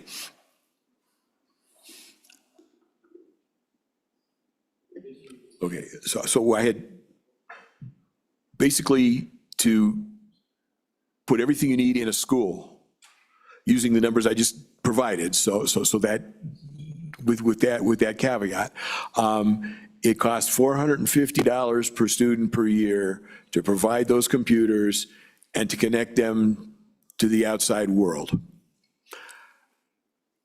In previous versions of the evidence-based model, we've assumed that there's a fund of money per pupil in the central office. That's $556 per pupil or per ADM at the present time, and that would include central office computing. The professional judgment panel felt that was inadequate, that the demands for I think the term is devices, and I want to say it was Mary Jo who told me this. So Mary Jo, if I'm misquoting you, jump up and down and yell or something. I know she's here today. But she said they have 1,900 students in Park number 1, and they have 4,000 devices is the number she used. So that would include these additional computers for faculty, for libraries, for all those things. But also, when she said devices, it includes all the things that everybody uses now, where custodians keep track of work orders on an iPad or a tablet, where there are devices for security at doors and all these things, and they all have software course expenses and all these things that go along with them. And what I think, I won't speak for the rest of my team. They can, one of them's here to speak for herself today on this one. I don't want to put the in mind, but I came away with the sense that the people in the schools, and in my estimation correctly, felt that the model was based on a 2005 vision of what technology in schools looked like, and in 2025, there's just more technology everywhere in the world. And it's as simple as my experience yesterday flying to Casper, where I never have any piece of paper anymore. It's all on my phone. It's on a device, okay? But if you're providing these services in a school and providing this stuff, you need to have those devices, and you need to have the software that it operates on and pay the licensing fees for those things. So that's what has grown immensely in cost. We think that the additional costs beyond the $450 for connecting in all these devices is about another $50 a student. And then that would be removed from the $556 that was in the central office.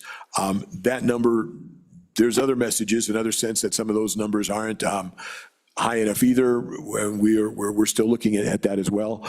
But that's sort of where this changes. So my best guess is the evidence-based model, or at least where we would probably see the cost estimates go to, is about $500 per ADM to cover a district's technology costs. Yes, Representative Thank you, Mr. Chairman. One question I have about is the estimates for the needs for the number of devices. I work at an institution that has about the same number of students as the state of Wyoming, about 90,000. We provide 0 devices, and they're able to access it. I'm not saying that the state would be doing that, but I understand the court order is that students all need access to a device to learn. But I'm not seeing in the estimates how many of the students already have their own devices. Is the goal here to make sure every student has access to a device, or to make sure every single student gets a state-funded device? Because I'm wondering right now about how many students want a Chromebook. So here's a question for you, and this is what I'd like to know. What are our estimates of how many students already have adequate or superior devices? Because I'm really not seeing the need to buy every single student a computer when the majority probably already have their own.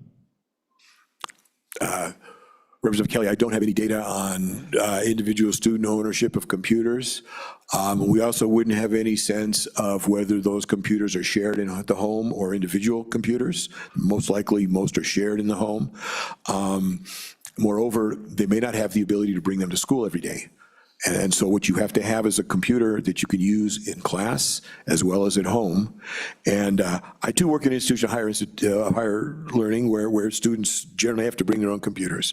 What I do know is where we have to have standardized kinds of systems like for our faculty and our staff.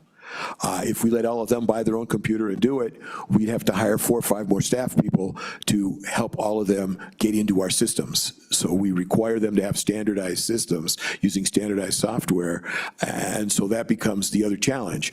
And that may be more expensive than trying to figure out who has a computer, who doesn't, and there become issues of equity and access for computers. So. Thank you, Mr. Chairman. So just to follow up, so we don't know. Yes. And there's really no way of knowing that exactly. So we're just going to err on the side that we're going to get every kid a computer whether they need one or not. That's ultimately what we're saying. Representative Kelly, yes, sir. And Amanda reminded me the one other bigger issue in all this is computer security and controlling of the devices so that your system is safe and secure. It was another huge issue that came in the PJPs is ransomware and the cost of all that and security and providing all that.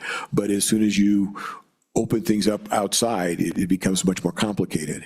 And, you know, your institution probably spends a huge amount of money creating systems that any student can get into, but only to a point with a certain logon. So those are the trade-offs. Thank you, Mr. Chairman. So we opened up a new can of worms there, security. So are we talking then about prohibiting students from bringing their own personal devices and mandating they use the state-funded one? Because if it is a matter of security, then we couldn't allow students to bring phones to school, to bring anything that could connect to the network of a district at that point. Is that the direction we're going? Representative Kelly, I think that would be just about impossible to do, and the district still needs to provide security. I think the other important issue, in addition to having standardized computers so the security, at least in the learning environment and the student contact environment is as consistent as possible, is the issues around licensing software for instructional software. And you can probably, and there's probably someone back here who knows more about how you have to do that every day than I do, but if you license it individually to every person, they're all going to have to install all that software on their own computer on their own, or the school is going to have to do it. And so there are probably extremely high economies of scale to provide each student with their own machine, and then create firewalls so if they choose to use a machine they purchase on their own, they won't undo the system. And there's no shortage of high school children who are trying to do that every day, I can assure you. And when they're used for assessments too. Right, okay. Amanda also reminds me that when they're used for assessment, those security items become very important. So that's, but yes, I mean, we never asked students to buy their own books in K-12 schools. We're simply replacing books with computers, I think, is what's happening. Thank you, Mr. Chairman. Dr. Pikus, so can you tell me, I think we already fund some computers, so can you tell us what the incremental cost, what you're proposing here at $500 per student, what is the incremental cost? Representative Hunter, at the moment, the model funds $250 per ADM for computers. And this is proposing an increase of $200 per ADM to provide, but that's based on one computer for 3 students. So what we're doing is providing one-to-one plus the additional resources that make that system work so that students are using the machines to learn and not falling behind because they don't have access. So we're hoping to dramatically improve access every day so everybody has what they need. Dr. Pikus, can you wrap this up, or do we need to break now and then finish later? I am- What? I'm done unless there's other questions, sir. Senator McEwen? I'll be quick, Mr. Chairman. Thank you. So, talking about their own machines and whether they use those or not, isn't the $50 per student for security and network access going to be the same whether they're on their own machine or a school machine? That cost is still going to be there, is it not? And my further question is, if they do use their own equipment, isn't that a one-time setup at the beginning of the year to get on the firewall and all that? Thank you, Mr. Chairman. Senator, Mr. Chair, it's never a one-time setup. Things go wrong every day with computers, and the advantage to uniform computers is to get fixed much faster.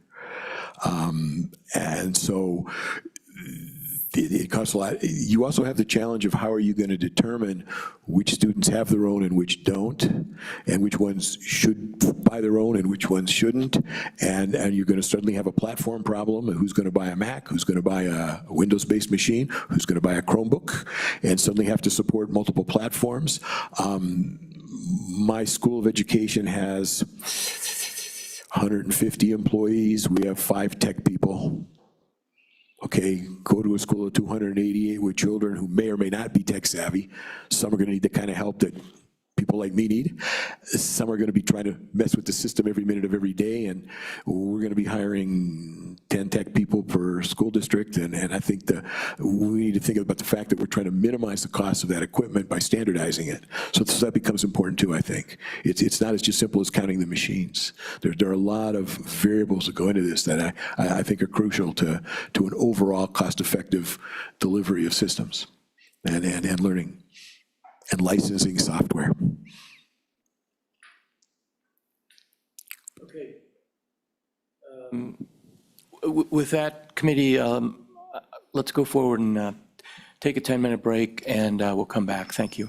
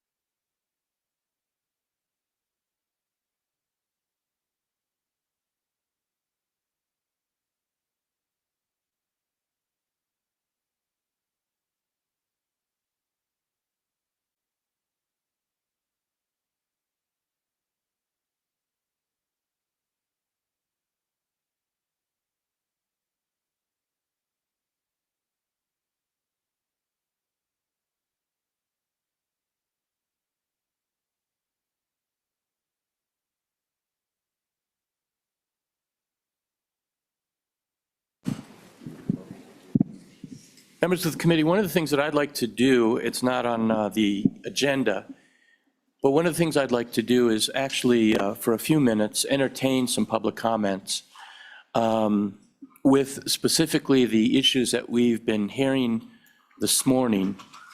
The schedule says that we will have public testimony at the end of the day, and we will have that. But I just think it's important that we give as much opportunity as we can, particularly with the issues that were discussed this morning.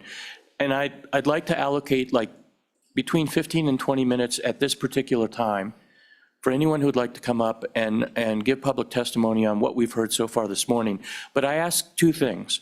First of all, I'd like to keep it to 2 minutes each. And second of all, if you've already heard that comment from someone else who's given that testimony, then I would ask you to consider leaving that as that comment. So that being said, we have 4 chairs up there, and if you could limit it to 2 minutes, the committee would very much appreciate hearing from you. And as I said, I'm going to try and keep this to 15 or 20 minutes at this time.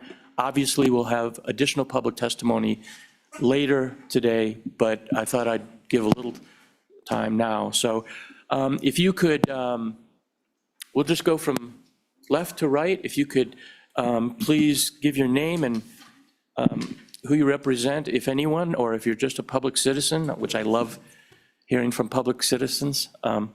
And please go forward. Okay, Chairman Salazar and committee. I was going to go last, but I'll go first. Okay, I'm Teresa Chalk, Superintendent, Lincoln 1. Starting my 28th year there. A few things real quick. Number one, when the question came up about students bringing their own devices, we don't prohibit students from bringing their own devices, but we have to be compliant with the Child Internet Protection Act, which is called SIPA. And therefore, when they bring their own devices, they're not allowed on the school system's website. They're not or on our internet, on our Wi-Fi, because we cannot ensure compliance to SIPA. So when they're bringing their own devices, they have to use their own data.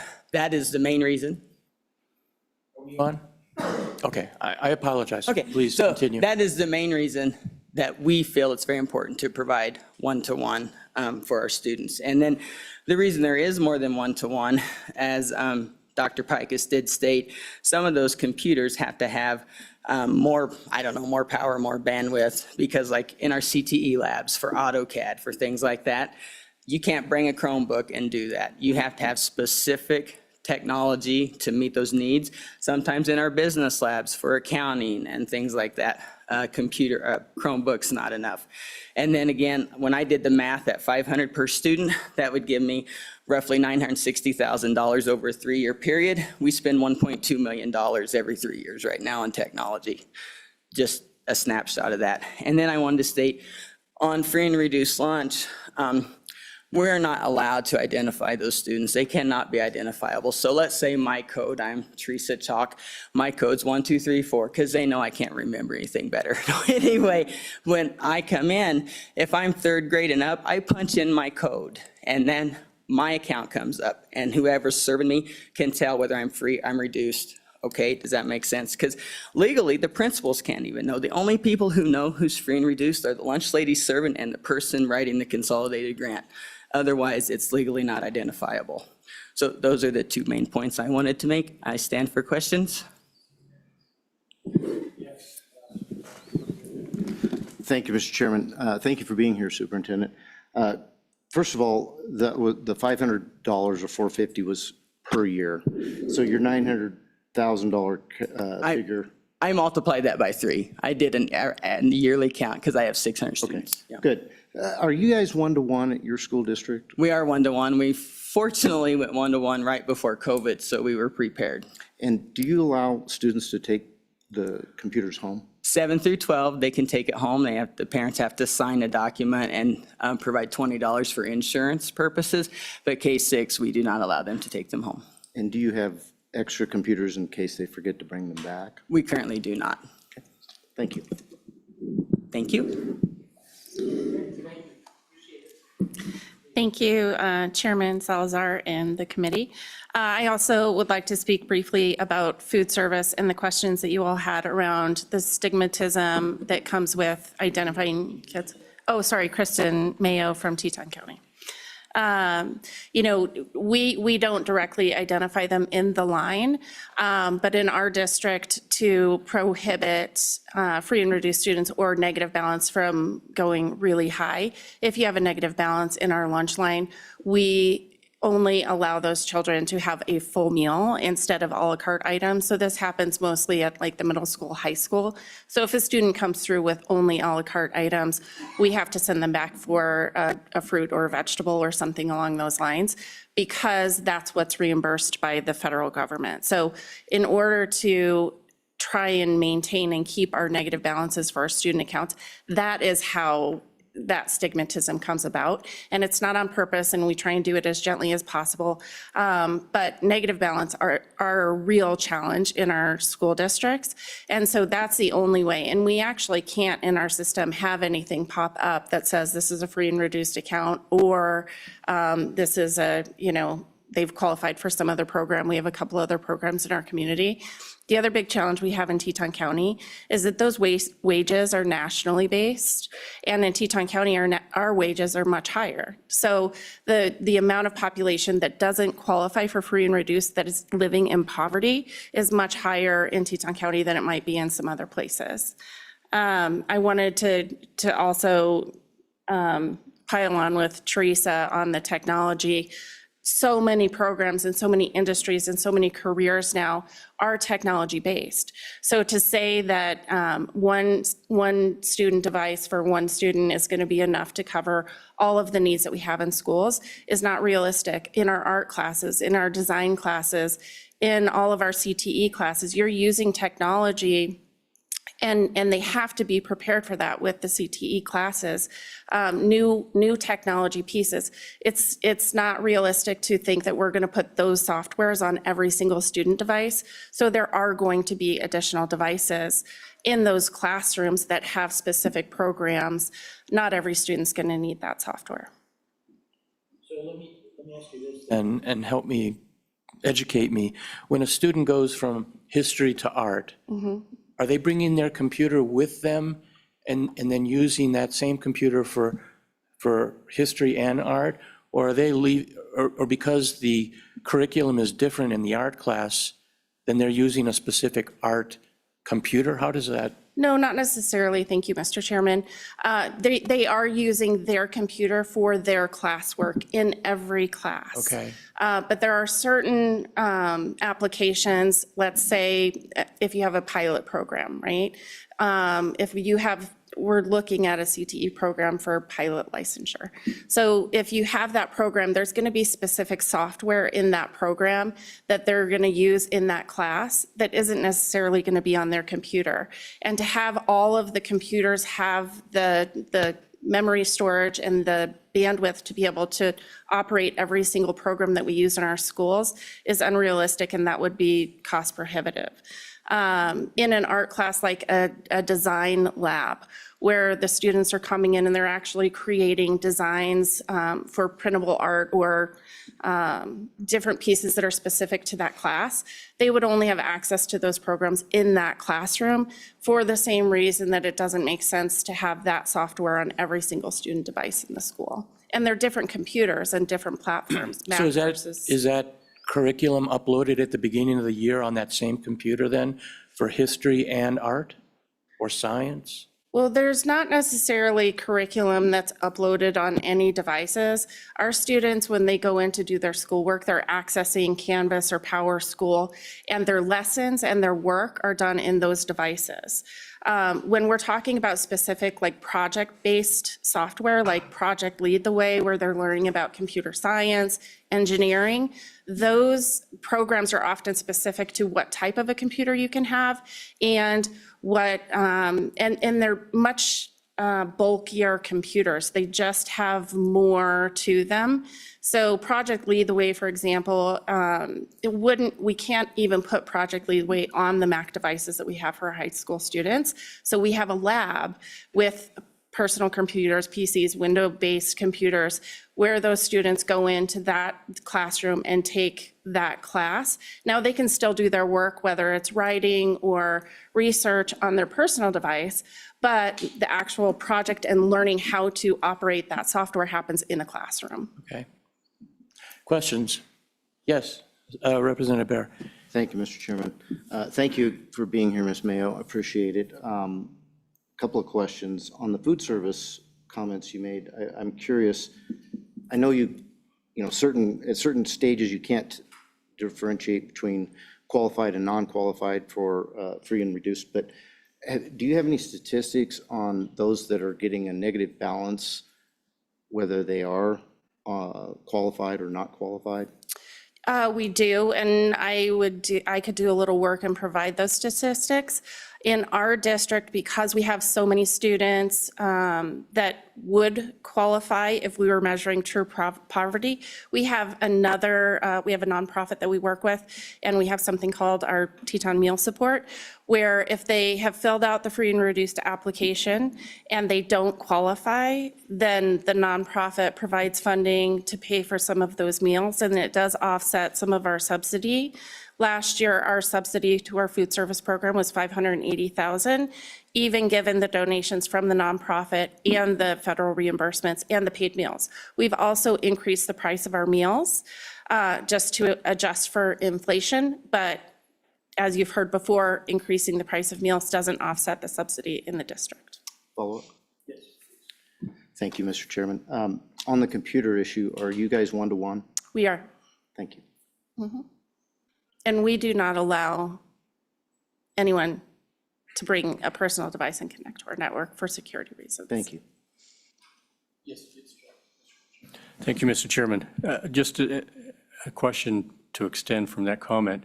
What about cell phone? What policy do you have for cell phones for students? Can they bring them to the class? Can they utilize them? I would love to maybe at a later public comment have our high school principal talk about the new cell phone policy that we instituted last year in our high school. It's been highly successful, but has extremely limited the use of cell phones in school. Many teachers, they have to put them in a pocket. We do not allow personal cell phones, not staff, not students, nobody coming in to connect to our network. It just opens too many doors for security reasons. Thank you so much, appreciate it. Welcome. Good morning, Mr. Chairman, members of the committee. I'm Mary Jo Lewis. I'm the Coordinator of Business Services for Park Number 1. I've been doing this for 35 years. Some of you have also been on here for a really long time, so you know how all this works. But I'd like to do just some clarifications on the food service. I actually oversee, that's one of my job responsibilities of the food service program in Park Number 1. So there is actually a process from DFS through the Wyoming Department of Education. We actually do get a direct certification. So that came up about, is there something that does allow us to get that without families having to fill out an application? So for 24-25, we had 711 students auto-qualified in our district. Our district's about 1,850 students, between 1,800 to 1,850. We had 711 that were direct certified. 11 of those were foster, 37 homeless, 366 Medicaid, 220 SNAP, and then there was 77 that were Medicaid reduced. So not always everybody comes through on free. Most of the time they do, but there is a Medicaid reduced category that you do get that. So we had 185 families that actually completed applications in our district. And so I just wanted to share that. We are one of the districts that does not supplement our food service program. We haven't had to do it in the 25 years that I've been in Park 1. I can't speak for other districts. We have high participation. We have, at the elementary level, we have 72% of our students participate in the lunch program. At the middle school, it's 83%, and at our high school, it's 40%. So, but we have the luxury now of our high school is not close to downtown. So if you take me and compare me to park number 6 just at the high school level, it would be very difficult for us to have those same participation levels. Park number 6, Cody High School sits right downtown. It's not a closed campus. Kids can, walk and go anywhere they want. So a lot of times that impacts what participation you have at high schools because, those campuses are open. Ours sits away from the downtown area. So if you can't drive, you can't get there in time, downtown and that type of thing. So I just wanted to bring that up, that there is a direct certification mechanism. We do participate in the National School Lunch Program. But we also charge, if you looked at the rates in which WDE has, we're one of the districts that actually charges a fairly significant for paid meals as well. Yes. Thank you, Mr. Chairman. Do you struggle to get people to pay for their bills? I mean, do you have to chase people for? Mr. Chairman, Representative Nyman, I don't know how to say your name. As long as you don't call me late for dinner, Well, that's all I ask. And I should know too, because you're from my country in the, Crook County over there. So anyway, but no, we don't have a significant amount of non-paid debt. Usually when we get to the end of the year, we may have $300 of unpaid debt. And again, that's a lot different in my district than it is in a lot of other districts. We actually, students, once they get to a low balance, they get an automatic kick out to the parents that says you need to put lunch money on your account. We generally don't let it. We still let kids eat. We do not say anything to the students. The students come through the line. It's done at the parent level. And so, but we actually have a donation account by several nonprofits in the area that for each school, that if somebody does get into that situation, they then do provide that and make the account whole at the end of the year. Thank you. Okay, any other questions? Yes. Senator Roth. Just to clarify, though, your meal price is higher than the free lunch price that the feds are providing. You're having the payers supplement the folks that can't afford it to make everything balance. Is that accurate? Mr. Chairman, Senator Rothfuss, that would be accurate. So our paid meals are over and above what we would get actually as a reimbursement through free and reduced. Thank you. Okay, thank you. I'm going to extend this till 11 a.m. Please. Thank you, Mr. Chairman. Jeremy Smith, I'm the business manager with Sheridan County School District Number 1. It's my 23rd year. I spent 5 years in my good friend Mary Jo's district before that. So this is my 28th year in school finance in Wyoming. Just a couple of quick comments. I know time is precious. I want to go back to the SRO safety security conversation because it's an important one. Because I'm a parent, I've got 4 kids, right? You guys are parents or grandparents or aunts or uncles or something. I don't really care what it costs to keep our kids safe. I got to be honest. It doesn't matter what the dollar cost of that is. And so we in our district do everything. We have SROs, we have 2. We have secure vestibules, we have door access control systems, we have camera systems, we have everything. We have obviously staff members who've chosen to conceal carry. We've done all of that stuff, but none of it is funded in the Wyoming funding model, right? That's the problem is that we're telling you is that we're doing all of the things to keep our kids safe because they're safe at our schools, reasonably safe at our schools. We're doing everything we can. But you're not paying the bill. That's coming out of other components of the funding model that we've decided to do because our school board says that's the most important thing we're going to do, right? So I think that's the question is, but it's not the same solution in every school. You saw our county, right? Sheridan County. We got a one-room schoolhouse out in the middle of God's country, believe it or not. It's amazing out there. But that teacher's tough as nails, right? I wouldn't want to take her on, right? And so she has the option to carry as well, right? I mean, that's how all this works.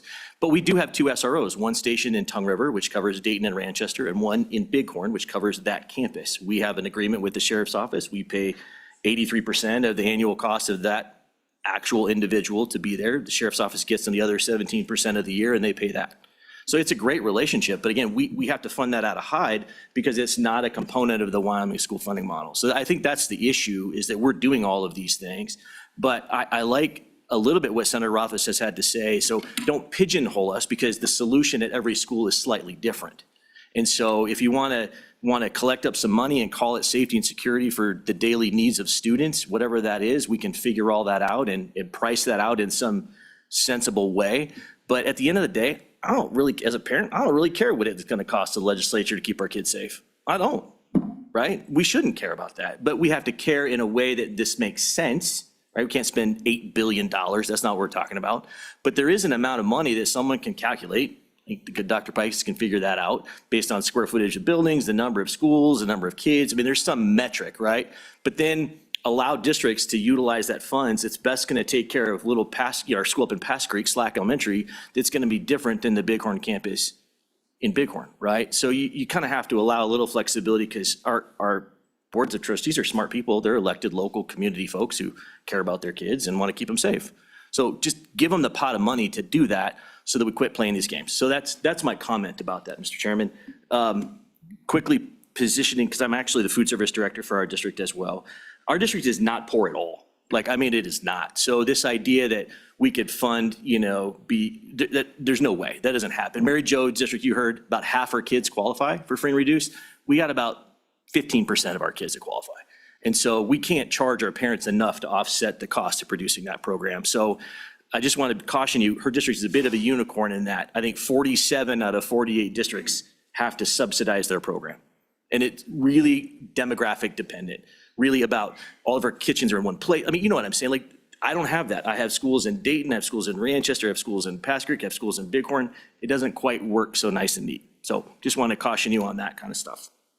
Last but not least, computers. Yes, we need more than one computer per kid because our custodians carry a computer to operate our HVAC system. They go into the computer, CAD lab to do stuff. That's not the Chromebook. Yes, they have the Chromebook in their backpack, but they're also using a computer that has CAD on it or whatever. That actually happens. So 1-to-1 doesn't mean one per kid. It just means every kid has a Chromebook type-like device to access content for most of their classes, but some classes like visual arts and design classes or CAD or some other kind of heavy, computer is going to be a separate computer in that room that's different than their Chromebook. So just thought I would add that perspective, Mr. Chairman.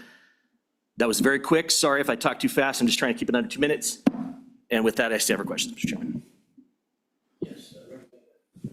Thank you, Mr. Chairman. Thank you for being here, Mr. Smith. Appreciate it. On your concealed carry for your employees, do you have training requirements for them?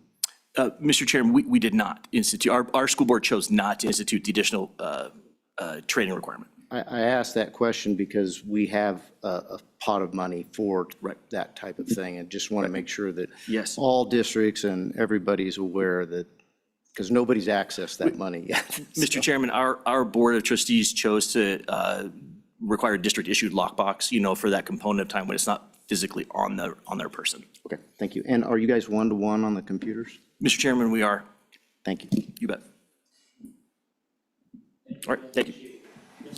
Mr. Chairman, Committee, Joey Kareni, Rural Wyoming Matters. I know why this committee has been reassembled and all the things we've considered and discussed over the last month and a half. One thing, again, that I don't hear being talked about a lot is the constitutional provision that wasn't mentioned by the judge, which is Article 7, Section 9, that the legislature shall provide for an efficient, thorough and efficient system of public schools. And I think the efficiency end is being missed, and that may be because of how we do it. The funding model does not always equal how the block grant is spent. Heard some things that were concerning back in the SRO discussion, combining, maybe for efficiency's sake, counselors with SROs. I see a lot of liability there because now you have someone who's security-minded also talking to students about personal issues that may have that individual who's security-minded now focused on that student, missing other things, violating FERPA. I know that I don't know. It just would be of concern to me to have those two positions combined, especially when we have so many sheriff's departments, especially in the rural counties, that are more than willing to take up these tasks because of the things we talked about in other slides, like the distance between schools in the same district. It's not just the distance and the ability to have people there. It's the ability for these people or these entities to communicate across those distances. And the sheriff's office tends to be the ones that can do that. On the school lunch, I heard a lot of, well, we'll just give up the funding and the grants in order to do lunch for all kids. If that becomes an efficient number across the board, okay, that in my mind would be constitutional and something that the committee should consider. Rough math, 95,000 students, 175 days. I believe the slide said $7 a day. That's $116 million a year. If that's it, then I think that would be a starting point. If not, then I'm concerned again that the work of this committee is going to be hit from the other side with, well, you forgot efficient. So I don't know what to tell the school districts. I do hear a lot of, give us the pot of money, let us do what we got to do. But we've seen that happen, even in individual bills outside of the budget. Here's your block grant. Please raise student or teacher pay by 8.5%, and 99% of the districts didn't do it. So I really think that the concern here is not what is the best program, what are the problems we're facing, but how do we implement it through a cost-based funding model that's given in a block grant where we can ensure a one-size-fits-all, top-down, statewide answer that this is going to be spent and utilized efficiently. I also don't believe in pigeonholing the school district and saying you have to spend only these dollars on this. But the we have a pot of money set aside or we gave you a pot of money doesn't always come out with the legislative intent or the actual wording of the statute. So I'd ask the committee to continue to remind themselves that we're constitutionally required as a state to provide that additional efficiency in anything we're proposed. And I don't know how the accountability on the other side comes up. I just know that we haven't always seen it, and there is a way to fix things so much that you end up breaking them harder. So that's a difficult situation for the committee and the school districts to face. And I don't know if I'm suggesting that we not do the block grant funding model. Not sure, but I do know that efficiency, and that's not just an appropriation, but in the end result is required by our Constitution. So with that, I'll stay out of computers and stand for any questions.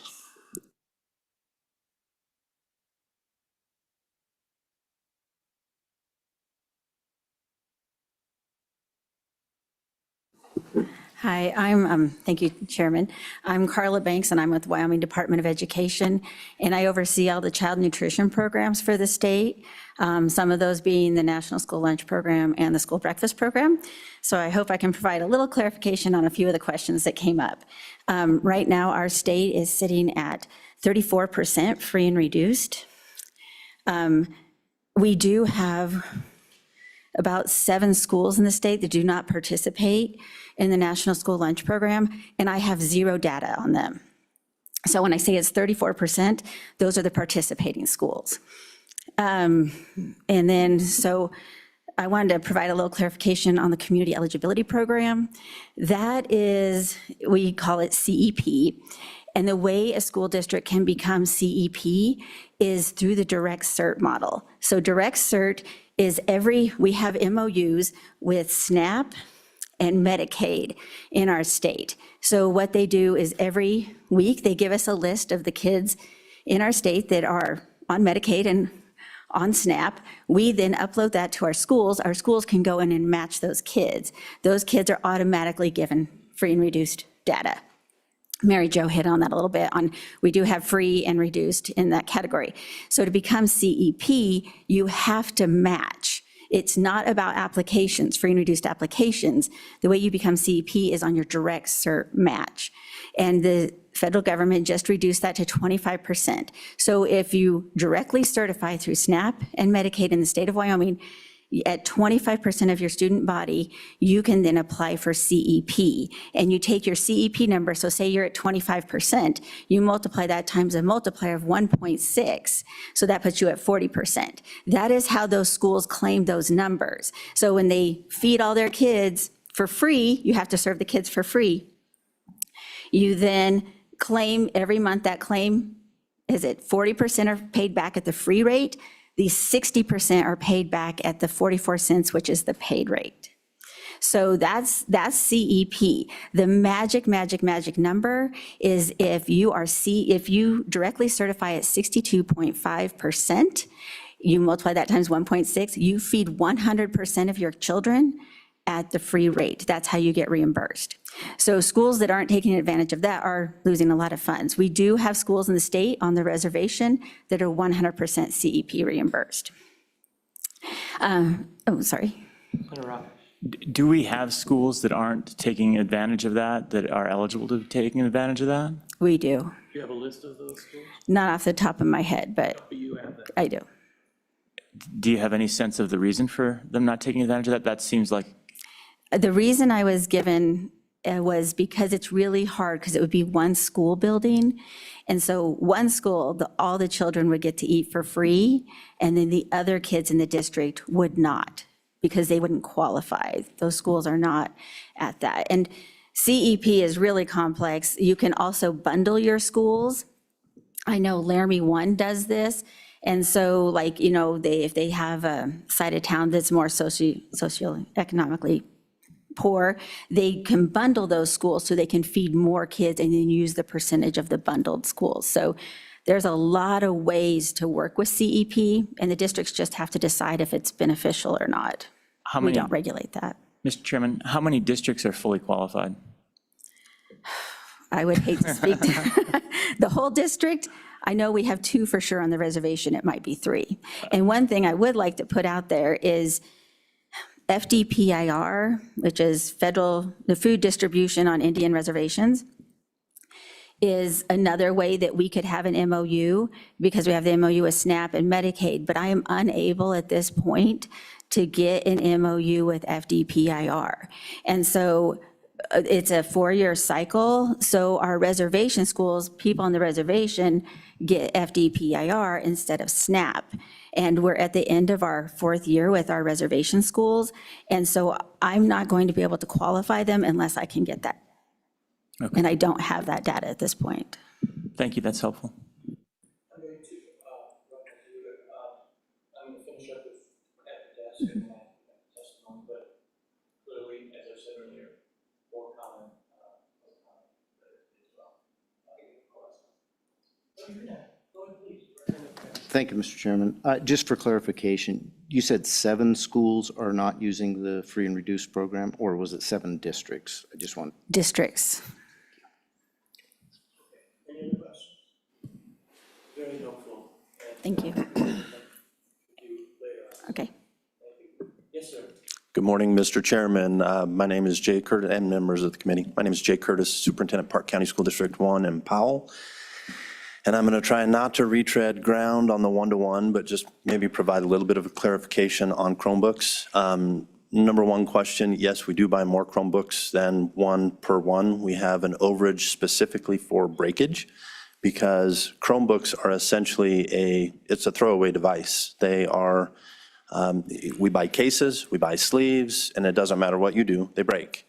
And for us, in our middle school and our high school specifically, a lot of our content is delivered through a learning management system called Canvas. So if a kid doesn't have their device, then they don't get to access the assignments and a lot of the materials that are being taught that day. So what happens, we do have insurance. If we have a kid that breaks a device, we take that in, we send it to get fixed. But in the meantime, we have to also make sure that that student has access to the curriculum. So we provide them another device. So it requires more devices than kids specifically for that. Number 2, we don't allow students to bring in their own devices. And the tools that you get with Chromebooks, and I'm sure that there are districts that use devices other than Chromebooks, but with Chromebooks, our teachers get classroom management software on there, so they can actually manage the Chromebooks that are in their classroom at that time. Kid comes in, they bring their Chromebook, they log into that class, and the teacher can now see, like if a kid this might shock you, but sometimes kids try to play games, and a teacher has the ability to see that, manage that behavior, get kids back on task. And again, just a clarification, the Chromebook, they only access web-based material.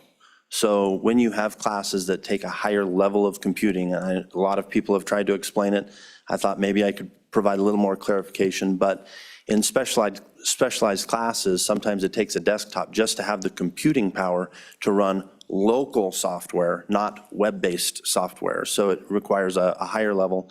Typically, it is a more expensive device. And yes, the student might have their Chromebook in their backpack. They might still, for that class, have homework that they do for that class on their Chromebook, but in order to do and complete projects, the market just demands in some classes like the high-level graphics that you get in graphic arts, the AutoCAD. In our libraries, our librarians are media specialists, and they oftentimes will teach our students the computer science based standards and curriculum, and those often take a higher level, they're coding. And you can do a level of that on Chromebooks, but they are a very basic device that they're a wonderful learning tool, but they do not do everything that a modern school system demands to be taught to our students. So with that, I think I didn't retread ground, but I clarified, and I would stand for questions. Thank you, Mr. Chairman. Three short questions. What is your overage percentage for Chromebooks specifically? It depends. Typically, it's 10 to 20% overage, and it's possible to have that many of them broken at one time. And, excuse me, Mr. Chairman, Representative Heiner, even the most studious, responsible children, even the most studious and responsible adults at times break their devices. And for us, at the end of the day, it all boils down to one thing, and that's making sure that the student has access to the curriculum and the ability to learn what they need to learn. So we keep enough devices to keep all kids and teachers in business. Second question, Mr. Chairman. Do you allow all students to take their Chromebooks home? Mr. Chairman, Representative Heiner, what you've heard earlier, 7 through 12 get to take theirs home. We also provide Chromebooks in the 3rd, 4th, and 5th grade. They do not take them home, and then prior to that, it's typically iPads for the younger students because they have a lot more learning apps on the iPads. So it is a transition. Last question, Mr. Chairman. What about students that are taking AutoCAD? I assume they don't have any homework. Is that why we don't have to provide computational power for them when they go home? Because Chromebooks will not do AutoCAD, my understanding. So how do you deal with homework for AutoCAD? Mr. Chairman, Representative Heiner, they might be writing a paper about a program. Like if they're in AutoCAD, they go home, they're not doing AutoCAD at home on their Chromebook. All of the actual work happens in class. And I'm using an opinion right now. I would have to check back with my teachers, but my guess is if our AutoCAD teacher sends something home for a student to do, it's probably going to be researching something, writing a paper, answering questions about specific things within AutoCAD, but they are not actually using AutoCAD at home unless they have it on their own computer at home and can do that. Thank you, Mr. Chairman, and I'll specify 2 questions if I may. First, is it safe to assume that AI is accessible on these Chromebooks since it's just accessing web-based information? Yeah, Mr. Chairman, Representative Bear, AI is the next frontier and it is almost all web-based. ChatGPT works just as well on a Chromebook as it does on a phone, as it does on a desktop computer, anything that accesses the curriculum. And that is something that I would say that districts are wrestling with statewide, countrywide, like how much do we use it? How do we teach kids to use it responsibly? How do we make sure that students are the ones doing their work? I mean, it's a bear, no pun intended, for right now. But there's a tremendous amount of upside potential for AI, but there is a tremendous amount of risk. So we're really trying to find the balance. We passed a policy in our district last year with regards to AI, stating forward thinking, we will provide the training for our teachers. We will provide appropriate training for our students to try and strike that balance. I wish I could tell you that we had that perfect right now. We just simply don't. And I don't know anyone that does. Thank you. I think frontier is the right word for this. And Yes, I indeed. can see nothing but challenges, really, when you're trying to educate somebody and bring them to a higher level of understanding. Agreed. When AI is available to them. Last question is, did I hear you correctly that the teacher could find out if they were playing games? Can they play games on these Chromebooks? Well, Mr. Chairman, Representative Bear, the very, very best systems that we have available to us, kids are really, really smart, and they are able to find ways around those. And so we can, new sites pop up daily, so we can try and block anything that we can classify as gaming. We have the best filters that money can buy, and kids find a way around it. And then they'll find a loophole. We find that loophole, we close it, and kids find another loophole. So that's also just a challenge of modern education. Thank you. We have one question.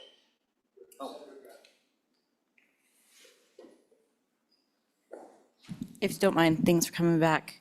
First, I'll just comment, I understand the kids getting around on everything. I have some kids that try to outsmart me on every turn. Sometimes they do on their devices.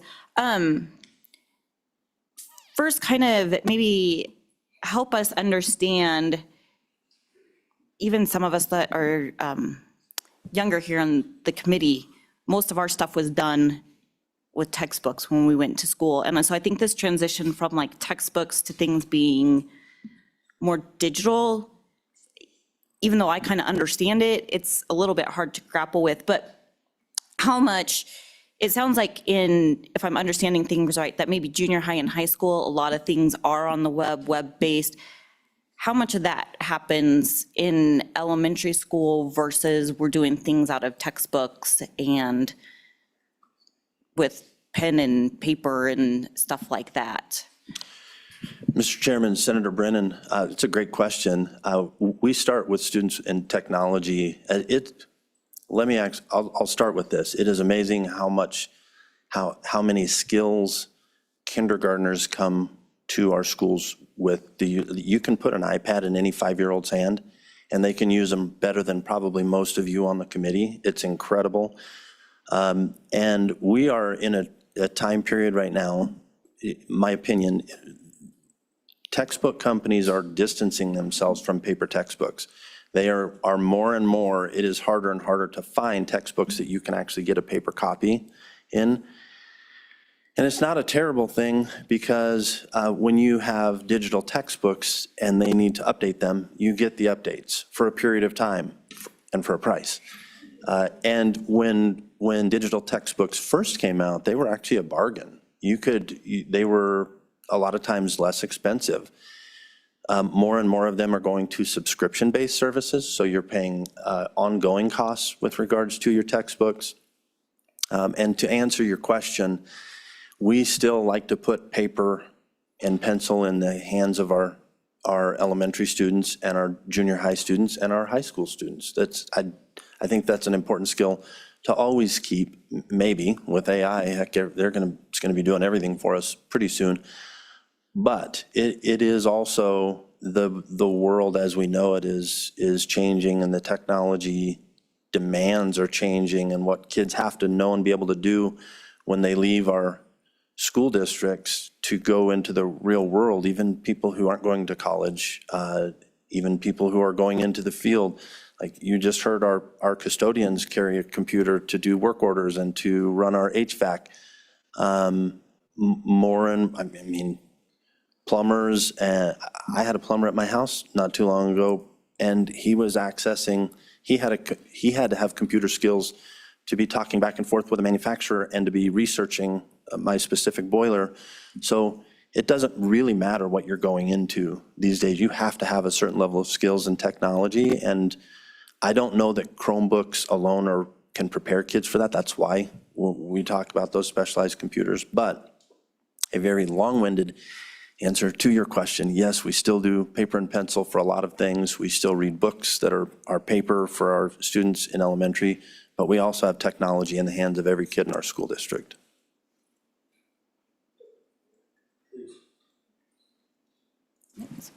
In the elementary schools, how much of the homework is done paper pen that's sent home with the kid versus maybe needing to access Canvas to turn that in? Mr. Chairman, Senator Brennan, homework has the philosophy of our district is we don't send a lot of homework home with elementary students. We really try to partner with parents to read with their kids as much as possible. That's one thing that has a high level of effect. And I'm not saying we don't send any home, but the research is really clear that homework in the lower grades, what you're measuring is home life. You're not helping them learn. You're actually measuring the home life of a student when you send homework home with them. So we really encourage and provide tools for parents to have an experience with their kid through reading. We might ask them and partner with parents to do certain other things with them, but we do not send any homework home in technology for lower grades, anything in elementary that I am aware of. And number two, we limit very much the amount of homework that we send home in the elementary grades of any kind. Thank you so much. Yes, sir. Welcome. Yeah, Mr. Chairman, members of the committee, thank you so much. Coley Shadrick, I'm the superintendent in Glen Rock at Converse 2. And I literally was not going to come up here until they started talking about the CEP program. I am one of those districts. And I can tell you from a food service standpoint, this came about through a food service audit. So we get audited and they go through everything. And we were considering dropping, moving away from the National Food and Breakfast Program just because of all of the hoops. And one of the things that came out of that was this CEP program. And so we did qualify, and I got to give credit to that group of people that helped us through that. They held our hands through the whole thing, the eligibility process, all the paperwork, the application. We have 3 schools that are participating. I believe, and again, the representative from the WD can be a lot more accurate, but we were one of those districts that were able to bundle our schools because I think we had 2 of the 3 that qualified through the direct cert program and met that eligibility. And so we have all 3 of our schools, K-12, that provide a free breakfast and a free lunch to every kid regardless of status. One of the things that we did initially was it is a lower reimbursement rate because we are feeding every kid and there's not this automatic, basically every kid is free and reduced without a form. And we thought we would lose up to maybe about $7,000. We thought that is a deal every kid gets to eat and we can guarantee that 2 meals a day and look at the benefit to parents. They don't have to, they don't have to provide lunch money. We are still supplementing and subsidizing food service. It's about in the neighborhood about $250,000 a year. We get meat donations from our county fairs in Natrona and Converse. We believe very much in scratch cooking. So we wanted to provide a better meal than just chicken nuggets and things out of a package. So I would say people are a lot of money right now. A lot of the cost in food service is labor, and food costs have gone up, but we still supplement, but we still give every kid a free breakfast and a free lunch. The thing that they do have lunch money for is a la carte items. And I was just at a WSBA event last night, and while we were sitting there, one of my board members got the automatic phone message about his kid owes lunch money. And so as soon as they do hit that, then they owe it, then we have that system that does try to get that back and recoup that cost. But if a kid goes back for seconds, or they go back for just a main entree or a side dish, they are charged above and beyond. So that free breakfast and that free lunch is just one. If they want to go back for seconds or anything above and beyond that, then they do have to pay for that. So I just wanted to give some comment. I'm one of those districts that does CEP, so. Senator Rothfuss. Thank you, Mr. Chairman. You said you supplement $250K a year is about where you're at. Yep. What is your what's the full budget? What percentage of supplement do you end up having to do? Connor, are you back there? Phone a friend? I've got to phone a friend. I know that we, I can't tell you what the full budget is, but he does. Looks like we have an answer then. Yeah. So currently our budget for the food service is about $550,000 for expenses, and then revenues is about, we estimate 500, but obviously we never get that amount just so we have a balanced budget at the beginning of the year. Okay. Thank you. That's helpful. Converse County School District number 2 in Glen Rock. Yep. Yeah. Yep. Yep. So anytime you just wanted to, when they talked about CP, I wanted to make sure that you have somebody in the room that can speak to that. So. Yep. That's.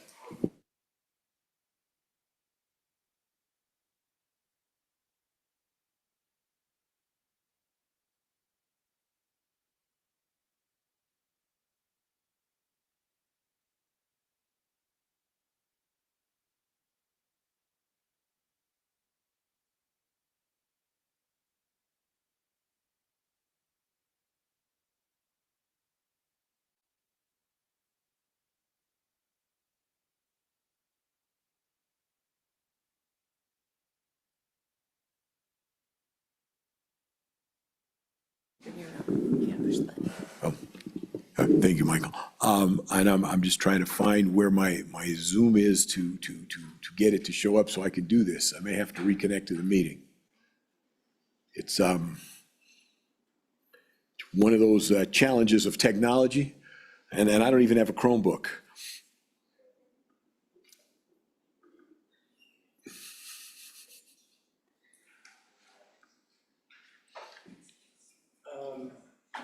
Mr. Chairman, Senator Beitman has a question. Yes. Senator, Mr. President, are you with us? I am, Mr. Chairman. Can you hear me okay? Yes, we can. Please go ahead with any questions for anyone that you have requested. Great, thank you. No, I just had a question for Dr. Pikus before we moved on from the computing topic here. Obviously, we talked earlier about SROs. I get it. We students need to be safe. We need to put that in the block grant. That makes sense. Lunch money, got it. Kids need to eat. They need to be fed to learn. My question regarding computers is, where is the evidence? And I mean, it's supposed to be evidence-based. Where's the evidence that shows that having each kid have a Chromebook in this case, rather than a textbook, produces better outcomes for the students? I'm just not seeing the evidence. I've been researching it all morning, and actually the evidence isn't there from what I can find. Do you have different evidence in your research that shows that computer-based learning produces better academic results for our students than textbooks? Mr. Chair, Senator Beitman, thank you. That's I think, a hugely important question, and I'm going to give you a probably inadequate answer. The challenge is that there probably isn't a lot of direct studies that try to compare textbooks versus online learning. But as I think at least one of the educators who came up here and talked about things, they pointed out that fewer and fewer textbooks are available, and more of the materials that are used in curriculum in schools are really available only online. And so if, as a school district or as a school or a teacher, as you're selecting curriculum materials, you are A, limited if you're trying to only use textbooks, and B, the advantage of the web and the cloud is that supplemental materials are widely available, and teachers are able to share materials not only within their school, but across the entire country, and do all the time. I don't know if any of you have heard of Teachers Pay Teachers, but it's a problem where if you have a curriculum idea and want something to support it, somebody out there's done it, and for $5 you can use their materials.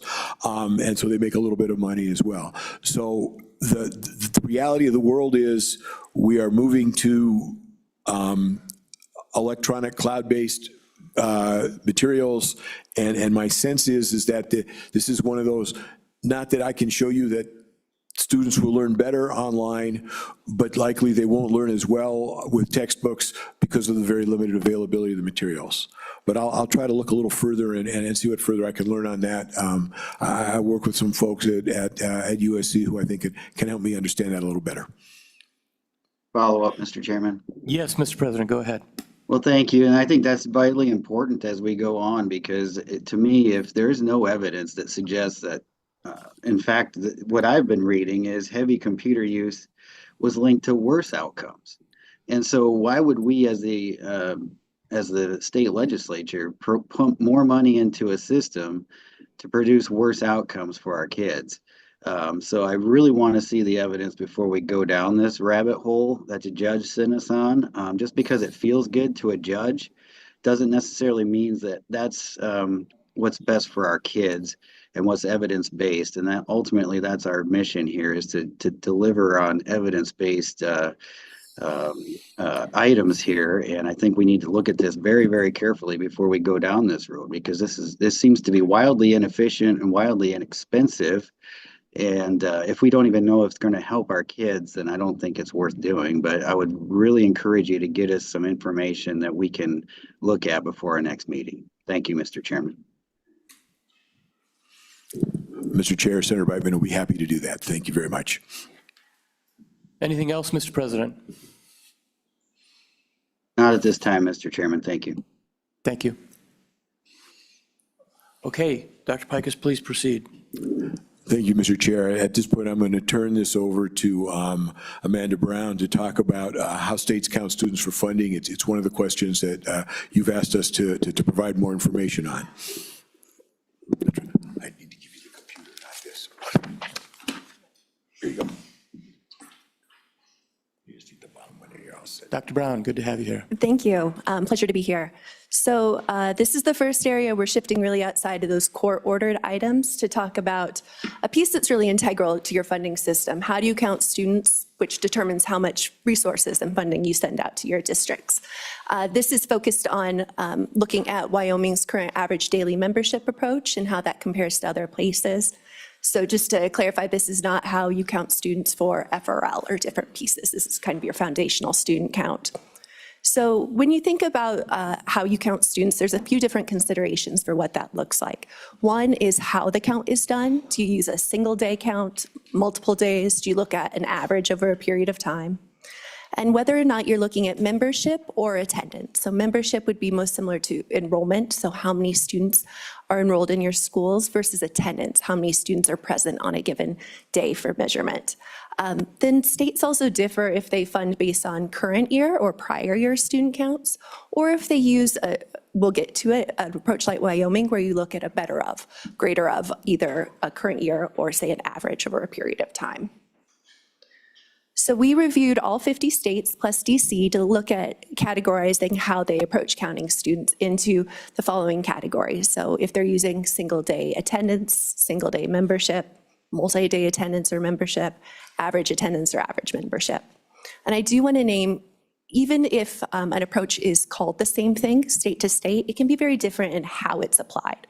So that can, examples of how that is if they're using an average, say average daily membership, what period of time are they taking that average over? In some places it can be 2 weeks, 20 days. Some it's a period of months or the whole year. And again, it can vary on if they're using current or prior year student information. Okay, so kind of digging into a little bit more how student counts are used. So again, you can either look at current year information, prior year information, or a better of approach where you combine a couple different data sources or a couple different years. So the use of different years or multiple years can have a real impact on districts with growing or declining enrollment. So current year student counts can more positively impact districts that have growing enrollment. So their enrollment this year is higher than it was in prior years, versus districts that have declining enrollment, where this year's student count might be lower than prior years. So they would benefit from looking at a prior year. Using multiple years of data can really impact how much of an impact is present. If you go year to year difference, or if you're looking at, say, an average over 3 years, you're kind of both phasing in or reducing the impact of changes in enrollment. A better of approach really gives you the ability to do positively impact both declining and growing districts, since you provide the better of, the higher count for funding purposes. And then separate from if they use a better of approach, some states also that maybe just look at a single year of information set thresholds for how different that number can be from prior funding. So they might say your count this year can only be no less than 95% or 97% of what it was the year before. So that's another way states think about kind of protecting declining enrollment districts. And that's separate from other approaches that provide, say, one-time funding or hold harmless to a certain level of funding. So there's a few different ways that states thinking about trying to address both growth and declining enrollment. So Wyoming's approach is an average daily membership. So it's the average count of students that are enrolled in schools. It's taken across the entire year. Then students that are enrolled for less than 80% are prorated. And then funding is provided on the better of approach. So either what your student count from the prior year or the 3-year average, whichever is higher is what a district would be funded on. So how does this compare to other states and DC? So the vast majority of states fund on membership. There's only a handful of states that fund on attendance. And within that, then the count method. So do they look at a single day, multiple days, an average over a period of time? About half use averaging. 15 states use a single day count and 10 use a multiple day account. Within that group of 26 states that uses an average, the period of time that they average over can be very different. Most of those states use the full year. Some use shorter periods of time. Again, kind of a 20-day period or 2 weeks of a year. Then in terms of which years of information do they use, it's relatively evenly split between the groups. About 15 states use current year student information, 17 fund on prior year, and then the remaining third really fund on an approach that combines multiple years of information. So either looking at an average over a period of time, a better of approach, or even some blend the two and weight your student counts from year to year, of which they say. And so within that group of about 20 states that use multiple years of information, half of those incorporate current year information, the other half do prior year information. And then this chart kind of summarizes where everyone lands. So you can see, again, there's very few states that use attendance to fund their student counts. Even Mississippi has historically used the average attendance, and they're moving away from that. So vast majority of states are similar to Wyoming in that they use membership, so the number of students enrolled for funding. And within that group, most also fund an average. And again, Wyoming's average is over the entire year. And the ones that are bolded, you can kind of see if they're using one of those better of approaches. So big takeaways from here is that Wyoming is very much in line with what other states do in terms of thinking about both membership. The better of approach is pretty consistent with states that use a better of approach. Yours is current or prior year or a 3-year average. About half of the states that do a better of approach use that similar 3-year time frame. The only state that had used kind of a longer period of time was Colorado, that used a 5-year average, but they've just moved away from that. So you're very much in line with what other states are doing in terms of how you count students for your funding system. And with that, I'll take any questions in this area.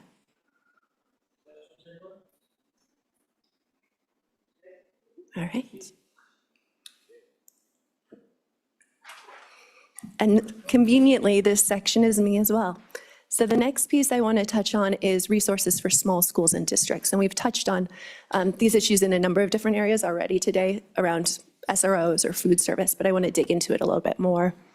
So for some background, there's a few different ways your funding model currently considers the size of your schools as it provides resources.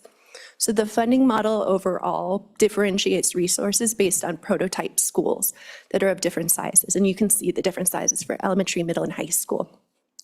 So within that, the model itself, and Dr. Pikus can speak much more in depth to each of the model elements, but they vary in how they adjust for size. There are some resources, such as secondary counselors or teachers, once you get over a certain threshold, that are provided on a ratio regardless of the size of school. So you get a secondary counselor for every 250 students. So that's kind of consistent and linear how you adjust for it.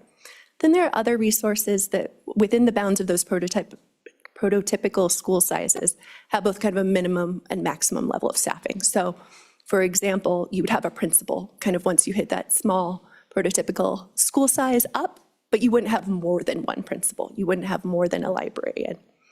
And then there are certain resources such as assistant principals or additional secretarial staff that you don't get until you tip over a certain size threshold. So again, by model element, there's some differences in how each model element adjusts for size. And there's a couple other specific adjustments for size that I want to name in your system. Your model treats schools or grade bands that are above and below 50 students differently. So for grade bands that have at least 50 students, there are minimum teacher requirements. So you may think in your model, elementary teachers are 16-1, secondary teachers are 21-1. You have, when you're a very small school, you might not generate the kind of minimum number of teachers using those ratios. So instead of receiving those ratios, you would receive the minimum number of teachers. So that is 6 teachers in elementary, 8 in middle, 10 in high school. If you instead have below 50 students, the schools are resourced with 1.0 FTE assistant principal, and then teachers at a ratio of 7-1. So this is just a place that above and below 50 where they're treated very differently, and I'll talk a little bit more about that. There is also a small district adjustment, so districts with less than 243 students also are resourced at a minimum of 1 teacher per grade, plus electives and specials. And this can really have a difference of impact based on what we've talked about earlier. If your schools are co-located, if they're considered a single K-12, which of these minimums will apply to it? And there's a lot of interplay with that small schools adjustment, depending on the size of each of your grade bands. So it's fairly complex and can mean district to district. The resourcing looks very different, even if a school is a similar size. And so the differences in this resourcing really creates what the 2020 report referred to as kinks, or what folks often talk about is cliffs in a funding formula, where a difference of plus or 1 student, minus 1 student can have a very different financial impact for your district. So this table is from that 2020 report, just highlights a couple places. As I've mentioned, that 49 to 50 is a place where your treatment will be very different. There's also a point where the difference in the minimum number of teachers versus what the kind of base model would generate tips from being more or less. You can see those. You would keep, if your school had 50 students all the way up to 80 students, you'd have the same number of teachers in that elementary school. Same thing for a high school, between 50 and 162 students, you would have the same number of teachers. So again, it just creates some differences in treatment for schools based on size. And I want to show you just a little bit more about what I mean, that difference between the 49 student school and the 50 student school. And so what you can see here is for your elementary, middle, and high school, if you have 49 students or less, you are staffed at that 1 teacher for every 7 students, 1 assistant principal, versus if you add 1 student, you then generate all the additional resources in the model, including those minimum teachers. And so what you can see, if you kind of zero in on that total FTE line or that students per FTE at the bottom, if you can kind of compare the two. So at the elementary, going down to 49 students actually gives you a little more staffing, a little lower kind of staff to, oh, please. So quick question. Yeah. 49 to 50, and then you get the additional, all that, do you have any thoughts on that? Yeah, I think, Chair, thank you for your question. I think that's the question we're trying to answer. So prior studies have really talked about how might you reconsider that, because we recognize that that tipping point, that cliff, if you will, has a lot of impact on communities. So that's what we're in the process of gathering information on to share out. So we'll have some, in just a second, some feedback from the field, but we're not at this point putting forward a recommendation on how to adjust it. We've put forward some recommendations in both Pike is not in prior work, in the work APA did in 2017 as well, about how you might think about addressing this cliff, but we're not quite there yet. No, and this is a very big issue, an important issue, and I don't want to rush you. I think, again, we need some time to really understand this, and I know it's not a new problem, but we're coming to the point where we're going to have to get a solution. Yeah. So, No, thank you. continue, please. Thank you. So what I was just highlighting at the bottom was, at elementary, you can see you generate slightly more resources when you have 49 students versus 50. But I'd point you towards what happens at middle and high school, where you can see you get tipping into that one student more. You get a lot more staff than you had when you had 49 students than if you have 50. So it can create a real financial impact for schools and districts that are sitting with schools at those cut points. Okay. Mr. Chairman, I might just chime in too. The table you see is the current model. It's not the recommendations from Pike, Assad and Associates. So when you see these differences in FTEs, it's based on your current law. It's not what has been recommended. And so what they're working through is kind of two approaches. One, reviewing your current law and identifying a possibility to smooth that under your current approach, as well as their recommendations, and to ensure that those recommendations also have a smoothing effect, so that one ADM doesn't have this large impact. So they're kind of taking two approaches when they review this analysis or the allocation of the resources. Appreciate that. So the last couple of slides I have are about the panels that we held this past month in August, or I guess it's now September, but last month. We convened 2 panels of educators from around the state that are coming from small schools or small district settings to talk about those challenges that they experience with the resourcing. Our panels included teachers, principals, superintendents, business managers, school board officials. All of the participants were identified in partnership with the state's professional associations. We were really grateful to them for providing the support there to get the right people in the room that could really speak to these issues. And each of those groups talked about how would they resource schools and districts of different sizes? What challenges are they experiencing around those tipping points that we've talked about today? So the next couple slides are just some themes that I want to elevate from their conversation. So the first one is that concern about that funding cliff at 49 or 50 students. And I think everyone's in agreement that that's an area that needs to be addressed. I'd also say that there was a lot of really good, robust conversation around this tension between this idea of efficiency while also recognizing challenges on ability to staff and ensuring that all students in the state have the same educational opportunity or ability to meet the requirements of the required basket of goods.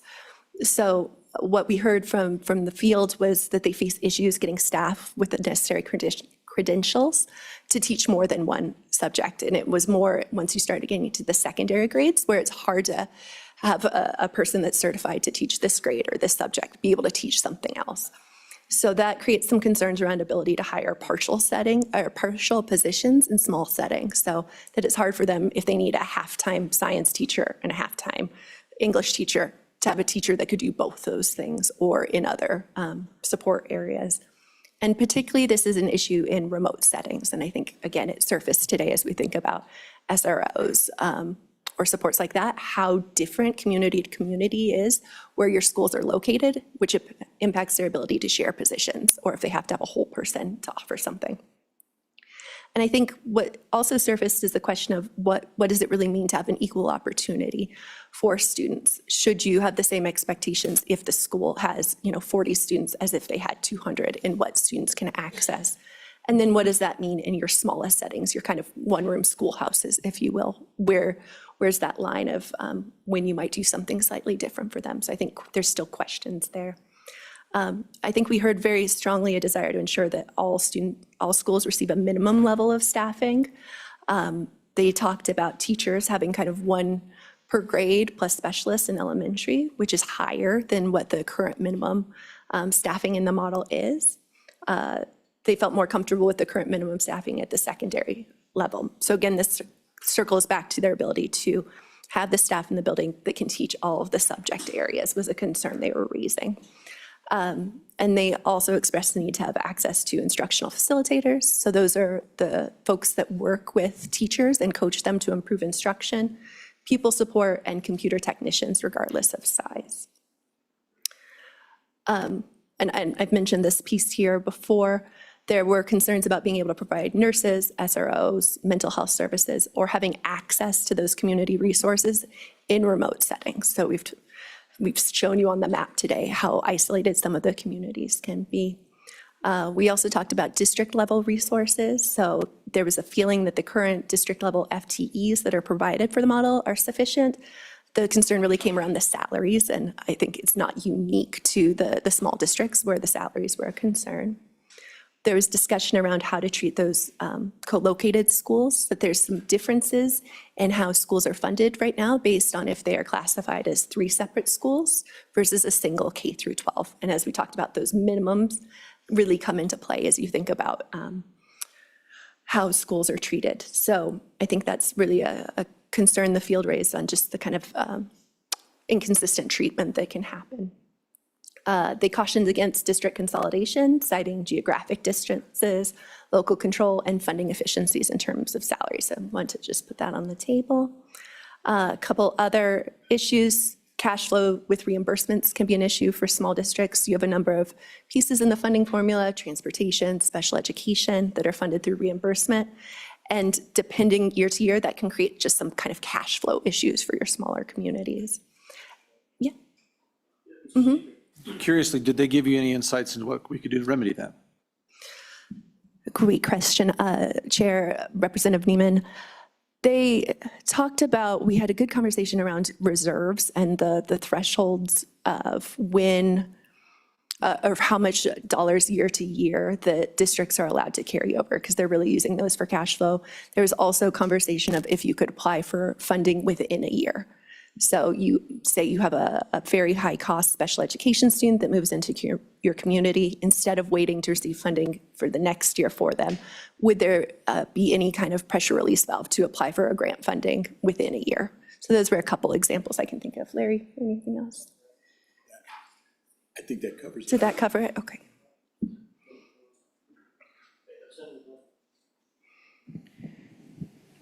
Thanks, Mr. Chairman. I believe we passed a law last year to allow for districts to have more in their reserves and in the cash flow. Was there any discussion on has that relieved any pressure or anticipation for that to relieve pressure? Yeah, Mr. Chair, Senator Brennan, I think I would invite folks behind me that know better than I do what the impact on that has been. I can't recall at this moment what they had said regarding that. Mr. Chairman, I can fill in a little bit on that. Senator Brennan, the legislature extended the timeframe from, I believe, June 30th of 2026 to June 30th of 2028. I want to verify that. But it is a time-limited threshold of 30% of their foundation program amount. And there is some interplay with a law change a few years ago on special education, where that's pulled out of the foundation program amount, for which that 15 or 30% is based on, because now it's just 100% reimbursed directly to the school districts. It's not a function of their local revenue and subject to the entitlement and recapture calculation. And so that had an effect of lowering their foundation program amount, which has an effect on lowering the amount that they can carry over, because the total foundation program amount excludes special education. That's also coming into play now with your categorical grant for career technical education, material supplies and equipment and replacement costs. That has now been removed outside of the foundation program amount. It's not part of the block grant. It's not subject to the recapture entitlement. So that will also not be contained in that calculation of 30% of their carryover limitation. So as you think about drafting legislation and your instructions that come in October, that might be one area for consideration, whether you include the special education reimbursement, the CTE and equipment and materials amount, these other amounts that are outside of the, what we consider the foundation program amount, subject to the entitlement and recapture, calculation. So I hope that provides some context on the calculation. And Tanya confirmed I was correct. It was extended out to June 30th of 2028, that 30% limitation. Thanks, Mr. Chairman. And on that point, special education seems to be a source of a lot of the significant increases, and I'm sure that's what you heard, where you have out-of-district placements that end up being substantial, ongoing perhaps for a couple of years, and the reimbursement for that is probably the most common concern. I'd be curious to hear if there are other big costs that end up coming up that people are taking out of their reserves. So when we hear public testimony on that, that might be useful. The concern I would have, and I want to hear your thoughts on it, about putting special education back as a calculation component for determining the reserve amount, instead of just increasing the percentage of the reserve amount off of the school foundation program balance, is that the special education is not predictable, where the school foundation program account, you're going to be able to predict that, and that's going to be a lot smoother. So, what are your thoughts on that? And I see some heads nodding. It seems like that's probably the right approach, is to stick with 30% instead of going back to 20% or something of the higher number that includes SPED. Mr. Chair, Senator Rothfuss, my assumption is that when special education and transportation reimbursements were removed from the model, one of the reasons, at least, that the reserve level was allowed to go up was districts that were hovering near the 15% limit would suddenly have reserves that exceeded that, simply because the arithmetic of what the model was lower. And clearly it would be, in my view, and I assume it was the legislator's view as well, and the people responsible for managing school districts, to force them to spend down reserves in large amounts in 1 year, only because the law had changed. So we now have the larger reserve number. My 30% is a very large reserve. 15% in most state funding systems is a very large reserve. In California, and again, sorry to use California, but they have a lot of really tiny districts, and they're required to maintain a reserve of 5%. The largest district, 1%, although that 1% might fund the whole state here, so I'm not sure what the, not quite, but the difference is there.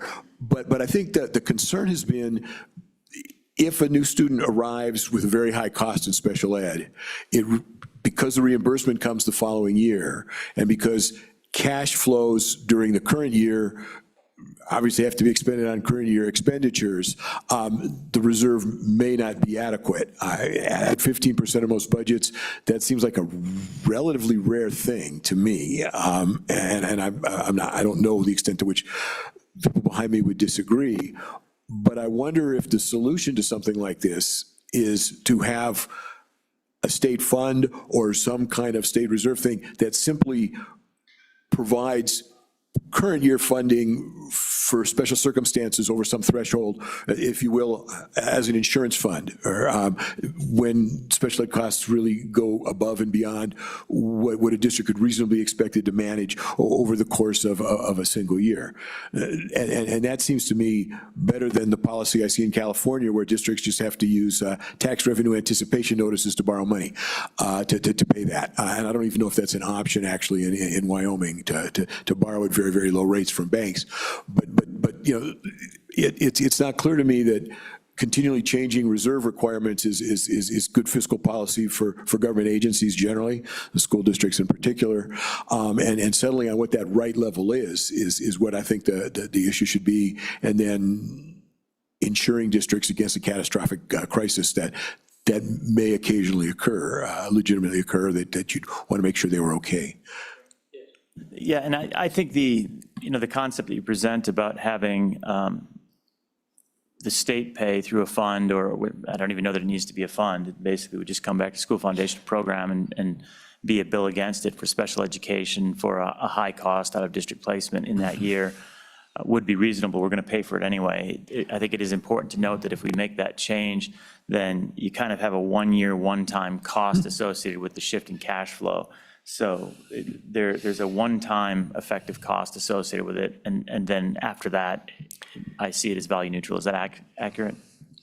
And actually, I think that it could even be treated in the longer term as a loan if need be. But the idea is to essentially provide the legitimate reimbursement to the district sooner than the following fiscal year.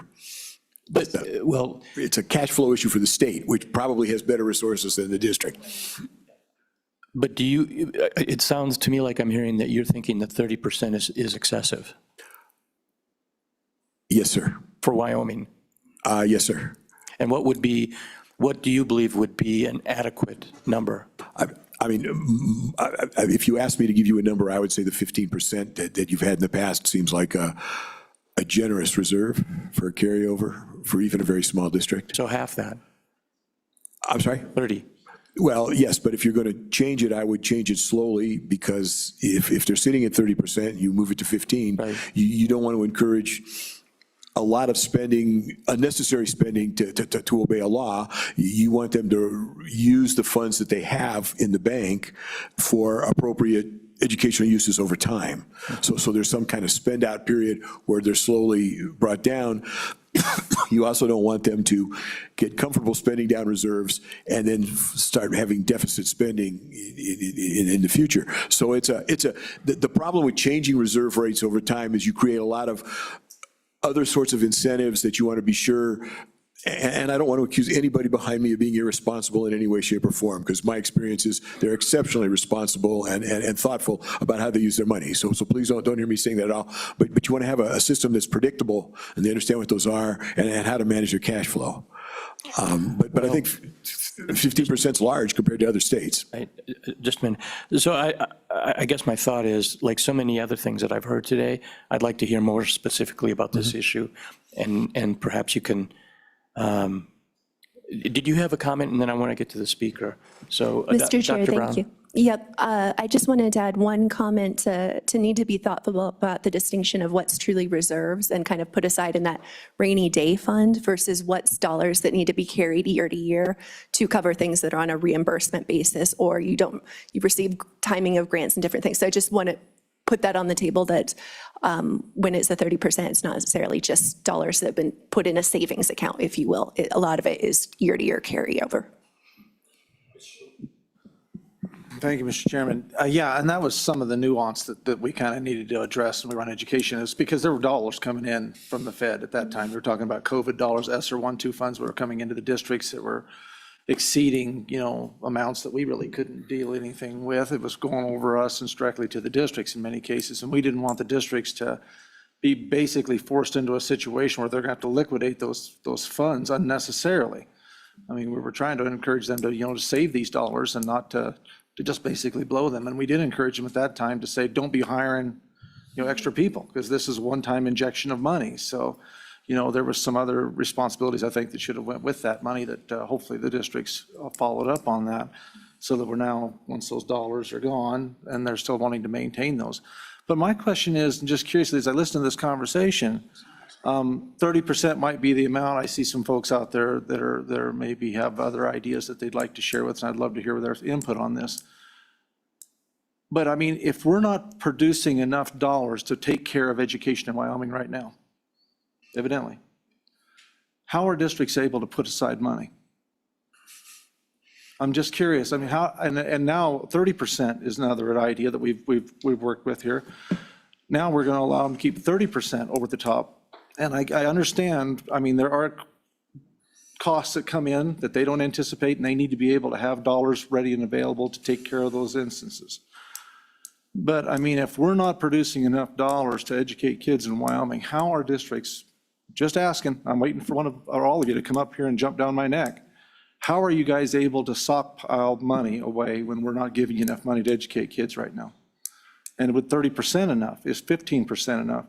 I mean, that's a good question I'd like to know, because that was just designed because of a one-time injection to allow the districts to hang on to more of those dollars, not be forced to liquidate them in an effort to have those dollars available later on as they needed them. But that's a hypothetical, maybe not for you, but I'd love to hear some feedback from the districts too on that. If I could, one nuance to the conversation, in that, in part because a lot of these reserves are effectively carryovers from year to year, it's partly a way to manage your cash flow more than it's just putting money in the bank, okay?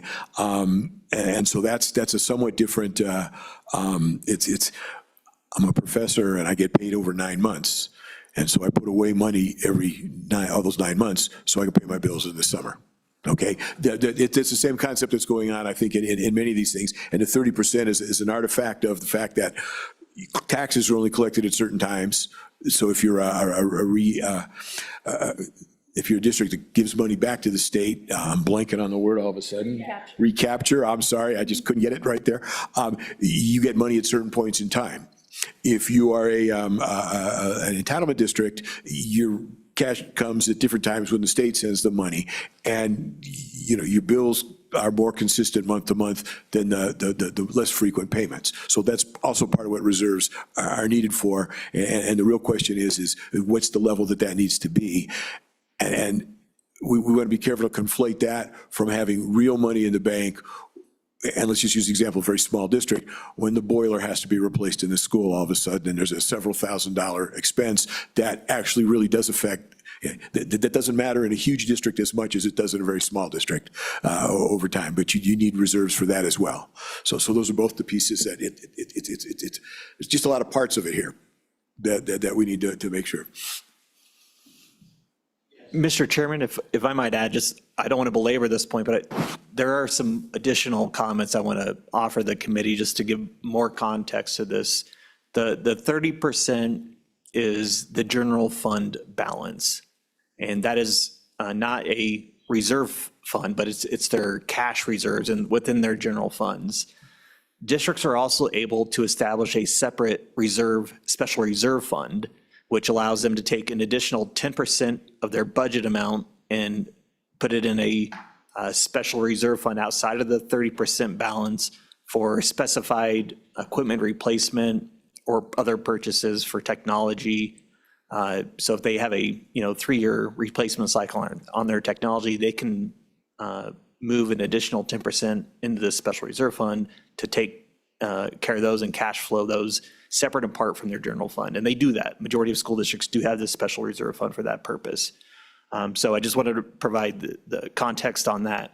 Additionally, you'll likely hear this from the school district folks, is for purposes of capital construction, federal funds, they have to use their general fund to cash flow those and then get reimbursed for either their federal fund expenditures or capital construction purchases, or they may work out a separate agreement with the state construction department on a large project. But I just wanted to give some context on that.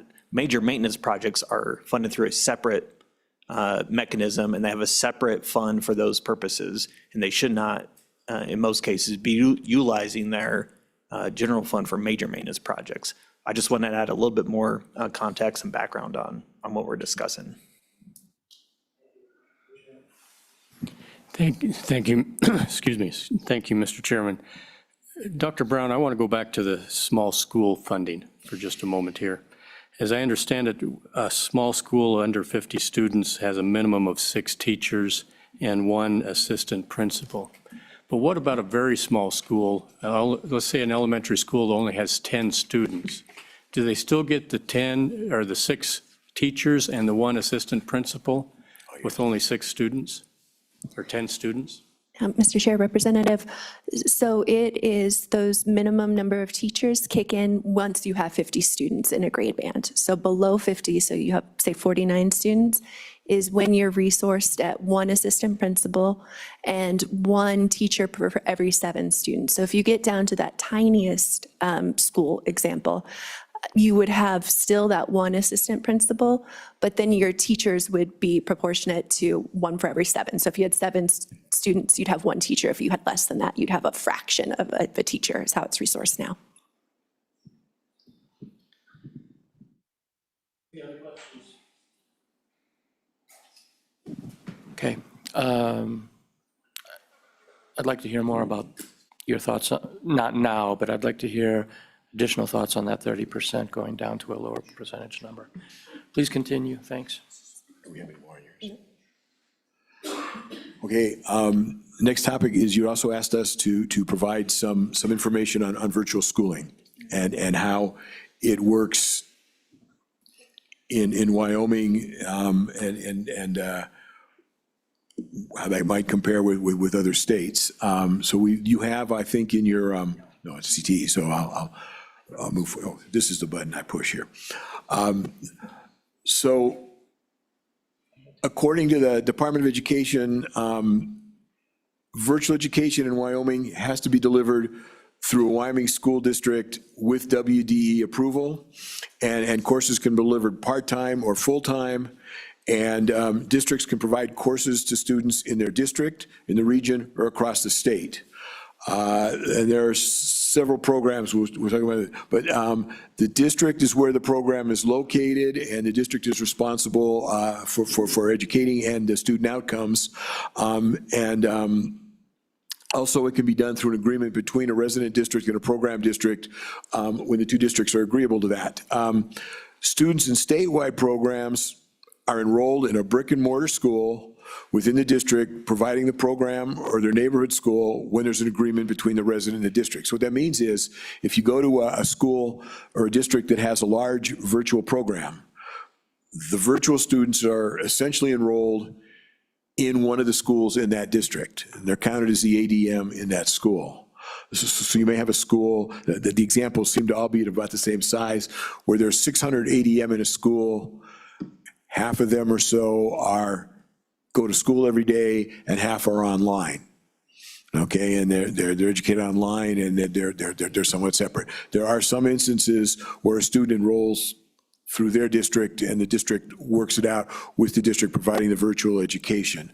And the nature of those agreements are worked out with the districts. I think it's a relatively small number of the students. And so any child enrolled full-time as a virtual student is counted as a student in average daily membership, exactly the same way as a student who comes to school every day.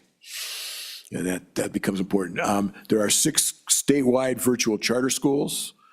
This is a list of those and where they're located. They're Bighorn School District 1, Fremont, but there's a group of 6 of those. And virtual schooling, so in Wyoming, there are these, each of the schools uses a curriculum, and I think they're generally based on some kind of a national curriculum that provides the program and the materials that the students learn. As I understand it, the district is the employer of the teachers, but they work with the curriculum group to identify teachers, and teachers aren't necessarily residents of the school district because they can live anywhere as well. In the 2 conversations I've had with leaders of school districts, I don't believe there are any districts where a teacher teaches in both the virtual program and the brick and mortar program. That is, there's a separation in those, and in some instances, I believe, and Richard will correct me if I'm wrong, where the salary schedules are somewhat different as well. Did I get that right, Richard? Salaries between the virtual and the brick and mortar teachers are different, or can be? But in Sheridan 1, our brick and mortar teachers actually do teach They, virtual classes. they do teach the virtual classes as well. Okay, so Sheridan 1 is the district I hadn't talked to yet. I promise I'll get to you. That's the challenge here is each district's a little different, and that's how they work those forward. How does that compare to what happens elsewhere in the country? There's a lot of variety. There's just a lot of things that work very differently. There are state-run, statewide virtual schools in some states, and they're funded directly by the state. They're not part of the finance system, and there's a legislative appropriation. They can also, on some instances, operate on a fee-for-service basis, contract with districts, homeschooling families. One of the other issues is families who are doing homeschooling often contract for some or all of their children's education. So for example, if I were homeschooling my child and I have great skills in math, but my English skills are limited, I could contract for some courses and teach others. Other sorts of options like that. And then there are fully virtual programs offered by school districts themselves, generally, of course, with state oversight. Most state-run virtual programs run run virtual programs in schools at the same rate as brick and mortar schools. That is, 15 states do not differentiate funding between a brick and mortar student and a virtual student, which is just the example we gave. The students are enrolled in a school and generate the ADM. There are 7 states where there's differentiated funding. My understanding is it's typically a little lower for the virtual students. There's no evidence that virtual schooling costs less. The major cost, of course, being teachers and the curriculum materials. Many districts allow out-of-district students to attend their online charter schools, and the state typically transfers the per-pupil funding to the virtual charter, so that the money is essentially part of the state funding program rather than districts writing individualized contracts with each other, which is probably a more efficient way to move the money around. Approximately half of all-time virtual schools in the United States are online charter schools. So that is, charters run half of the virtual schools. They have the largest share of enrollment, and the funding at individual schools is often a function of the chartering agency itself. So that's quickly how it works. My sense is that the system in Wyoming seems to work reasonably well. The key to it in our minds is who's accountable for the student outcomes. Okay, and it's in this state, it's the district that's running the virtual program. So in Sheridan 1, if you want to know whether the virtual students are meeting standards or not, well, they take the YTOP, and that's, you can tell whether they're doing well or not from the test results. So you're accountable for the children you are being paid to educate, which I seem to remember it took a while to get to that. Yes, sir, I'm sorry. Point that you just mentioned. So let's take a look at Spur Virtual Academy. So Fremont County 25 would be responsible for the final outcome of success or failure in that? Yes, sir. Okay. Okay. Yes, Mr. Co-Chair. Thank you, Mr. Chairman. So help me if I mess this up, but virtual schooling can only be delivered through a Wyoming school district right now, but over half of the virtual schools in the United States are administered through online charter schools. So are we different than most of the United States in that it only can be administered through a school district and not a charter school? Mr. Chair, Representative Heiner, there are 50 different systems for doing that. So yes, you're different from the other states, but so is every other state. That is, there's no sort of standard format.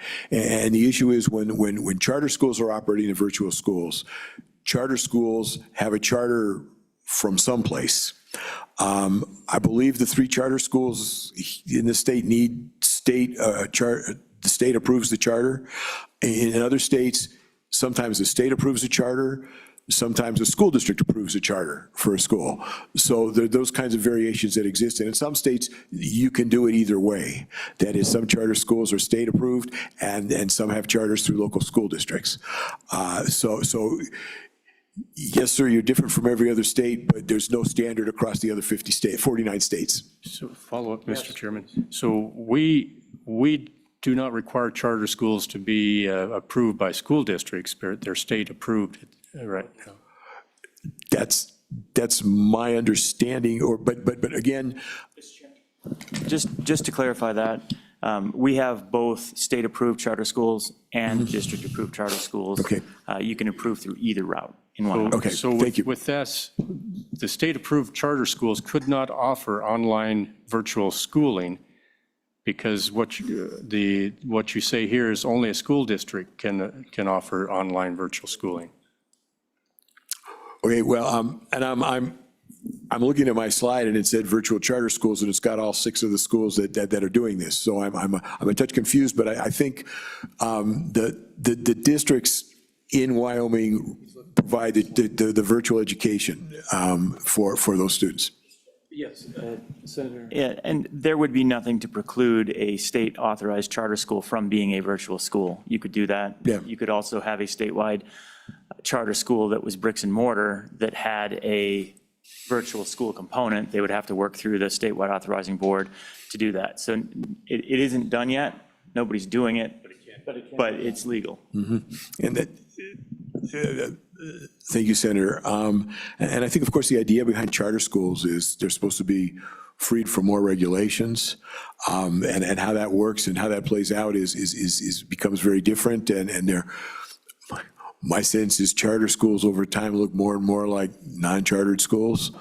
As I mentioned, I serve on a brick and mortar charter school board, and it looks very much like an 1,800 student school district in the state of California. There's really very little difference, and its responsibilities don't appear to be much different. Thank you, Mr. Chairman. Just one quick question. As far as when you talk to the districts that are doing virtual versus brick and mortar, what was the cost difference? I mean, what was it? I mean, we're allowing an ADM based on a kid that's in the school physically in the building. What is it costing to provide? Same dollars to cost that to provide for the child that's not actually physically in the building? Or, I mean, what are the cost differences virtual versus brick and mortar? So I don't know the answer to that, sir. I need to do a little more research on that.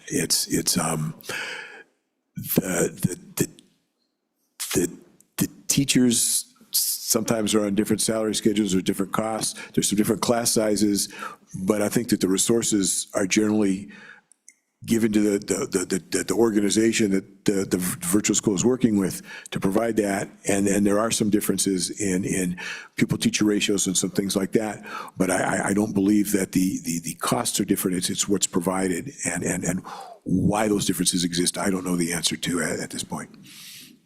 Again, though, I think one of the many purposes of this virtual schooling was it was helping to rescue those students that were being bullied, correct? Yes, sir. I think in addition to give students access to advanced classes that you may not be able to provide in small communities. Right.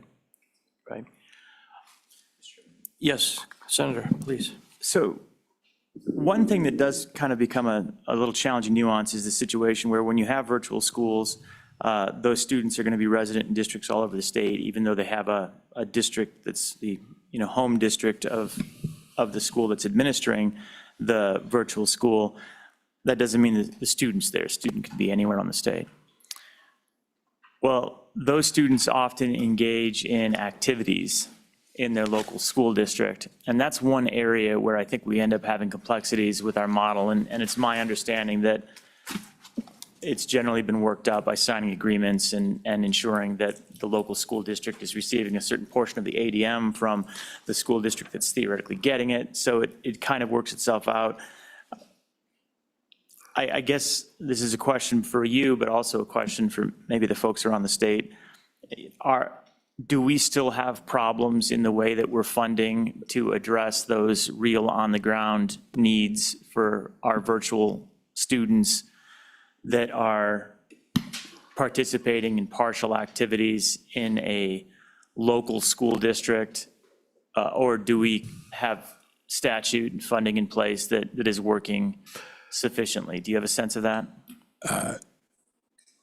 Mr. Chair, Senator Rothfuss, I think that the first part of that answer is my understanding is there are relatively few virtual students who are participating in athletics in programs in other schools, in part because if they're choosing to participate in athletic program in virtual education because they're far from a school and commuting time, it would be hard to leave school early in the day in virtual school and get to town in time to participate.